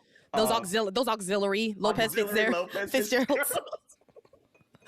I mean, let's be fair too. Miguel is barely part of the main group. Yes, I agree. Barely. That mother of his never knows where he is. Yeah. So, but yeah, no, I remember that moment, but I missed the part about Paloma. Yeah. But yeah, we're back at the house. Let's talk about what happens when Whitney shows up. Whitney finally shows up at the house to help Teresa out, and she slips up and she says, if you get married today. Yes, and this is like 3 commercials worth of having to and figure of out course what that thing meant. Of course that sends Teresa into a death spiral, right? Like, she's like, what do you mean if you said if I get married today? What do you mean? What yeah. Did Ethan find out that I knew that he was a crane and didn't tell him? That's the only thing that could have happened. Like, what make him not marry me? What happened? And then Whitney lies and like talks her down. She's like, no, I didn't mean it like that. she's like, no, I was just saying, like, there's a lot of things that can go wrong in the wedding, and I just want to make sure that everything goes smoothly. I'm sure everything will be fine. Ethan doesn't know anything, basically. Yeah. And then she nervously calls, like, Teresa pulls herself together. She's like, giddy again. And then Whitney nervously calls Chad, who is in the middle of a conversation with Ethan, because he has met up with Ethan, like, in the park, or Ethan, like, walked up on him. And he was looking at that tabloid. He hides it, rolls it up, puts it in his back pocket. Ethan walks over to him and is like, I saw you looking at that tabloid. He actually acknowledges that he saw him looking at a tabloid. Which in my head, I was like, then when it happens, how are you not like putting that together and saying, I just saw Chad with a tabloid? Like, and he like very suspiciously like rolled it up and put it away. Yeah. So he walks up to him, tells him, I saw you looking at the tabloid. Like, what did you find out at the tabloid office? Chad then poses a similar hypothetical to him that he's been posing to him, which is a horrible hypothetical because it's like it gives away an answer. Yeah, he says, what if the email came from somebody's computer that you know, but somebody else actually sent the email? And at this point, Ethan is getting more and more agitated and aggravated. He's like, what do you know? What is it that you're trying to tell me? I don't understand. That doesn't make any sense, even though it makes complete sense. What he said, the sentence made sense. You don't understand. Because I will say, one day, my computer was out in the living room, and I noticed that something had been sent from my email address, and I was like, I didn't do this. And it was my niece that she had like sent an email in my email from my email address. Like, it can happen. I don't think she didn't do it on purpose, like it was an accident, but it can happen, you know. Oh yeah, could happen. But anyway, this is when Chad gets the phone call from Whitney. He's being like interrogated by Ethan, and he's trying to find a way to soften the blow because Ethan is asking him outright, and he had told Whitney, if Ethan asks me, I'm gonna tell him, right? This is when he gets the phone call from Whitney. Whitney tells him, you cannot tell Ethan. Please do not tell Ethan. Ethan is super aggressive with Chad. He's like, who's on the phone? Hang up. Tell them that you'll call them back. Chill, dude. He looks over at him. He's like, it's Whitney. Yeah, bro. Yeah, calm down. Yeah, calm it down. And Ethan, calms down a little bit. And then when he hangs up with Whitney, he does not tell Ethan the truth. He tells him, I'm sorry, man, I didn't come up with anything. And Ethan's like, wait a minute, it seemed like you were ready to tell me something. And he's like, yeah, no, I just wanted to soften the blow to tell you that I didn't find anything. Yeah. And then Ethan goes back to his happy-go-lucky self. Like, he was real mad for a second, and now he's back to like, oh, well, time to get married. Yeah. So, yeah. He lies. And then he goes over to the Lopez Fitzgerald home, finds Whitney. Whitney says to him, pulls him away and says, you didn't say anything to Ethan, did you? And he says, no, I couldn't tell him, but I didn't tell him because you didn't want me to tell him. And then she kisses him. Yeah, they kiss. And I'm like, I hate that that's how they, like, it should have been under other circumstances. But I mean, she's that grateful. She's that appreciative. She's that, I feel like maybe she conflates him not telling Ethan because it means that's how much he loves Whitney. I don't know. It's muddy is what I'm trying to say. She kisses him, but then immediately tells him to forget that even happened. And this is when he gives her a little bit of a speech about basically being a hypocrite. He says, you talk out of both sides of your mouth, and that you talk this big game about love and saving Ethan and Teresa's relationship, but how does that not apply to us? She says it's different, and then he just walks away from her. He's like, I can't do this with you right now.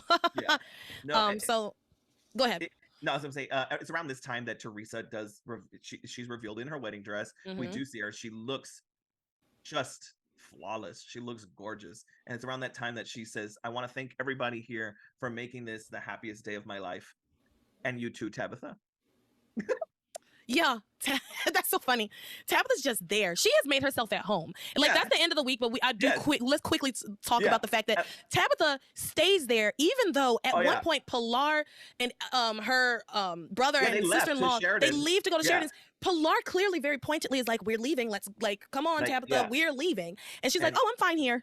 Yeah, I'm fine here. And when they get back, she's made herself a cup of tea. She's sitting at the table. She's talking about reading their tea leaves. They all are like, no, ma'am. Pilar hates that shit. Like, what I was just going to say before we jump into that, it was that when she said, thank you all for making this the happiest day of my life, and you too, Tabitha, it made me think of that TikTok or Vine that people have shared with Dionne Warwick, where they're talking to her about We Are the World. And LaToya Jackson. Yes. Tabitha. Oh, you also performed on We Are the World with many, many great singers and LaToya Jackson. And hilarious. And then Dionne Warwick like falls out. It's so funny. Oh yeah, Dionne Warwick laughed so hard. Basically, Teresa did that to Tabitha. She's like, thank you everybody in this room for making this day possible. And Tabitha. And you too, Tabitha. So that's it for the week. We went long, y'all. I'm very sorry. We went very long, but we had to get it in. They were spread out everywhere. They were all everywhere. It was another week, just like last week, but this one was even worse because the storylines were overlapping like crazy. They were all entering each other's scenes and worlds, and that was hard. And I feel like we had a lot of commentary to say about what was going on. I feel like we had a lot of pent up stuff. It's just like, because we're about to get to a major moment. I mean, the episode ends with Ivy saying, "Oh, Teresa, that bitch." I mean, like, it ends. I'm gonna kill her. Ivy's. It ends with the explosive content happening, right? Like the now somebody knows, and not just anybody. Ivy knows, and it's about to blow up. Saying that, she was like, she said, because Ethan at one point in this week says, Chad keeps offering to find this person, and when he does, and if he does, I'm gonna destroy them. And Ivy's like, make sure you leave a little piece for me because I want to kill them as much as you do. So they made sure to iterate that Ivy is not going to appreciate this. And let me again remind you, in real time at that in 2001, they promoted the hell out of this week that's coming up, these weeks that are coming up, because I don't know if we're gonna get into the wedding immediately because I'm sure they're gonna stall it a while, but I do know that they built it up because they kept reminding us that the double wedding was coming. So that's it for the week, everybody. Thank you all again. If you made it this far, thank you for listening. Remember, send me some emails, whatever, to check the link in the bio, not the bio, Lord, the description. Check the link in the description for merch, for where to follow, and where to join the Patreon or leave a tip. And with that, Eric, you want to tell them where to find you? I'm Mr. Eric Vera at everything. Maybe I will be maybe I'll be Dr. Eric Vera at everything at some point. But Mr. Eric Vera and everything. And please get on the Patreon. Let's chat there. Let's chat on the Discord. Let's get the Discord bumping again. We've had some conversations there. I would love to chat with people there. I got a new computer and I have to download Discord again. I completely forgotten about it. So I'm gonna download it again, and we'll be getting back on the Discord. I want to do some things. I just don't know what to do, but we'll talk about it. All right. So with that, you are my passion for life. That was a rough one.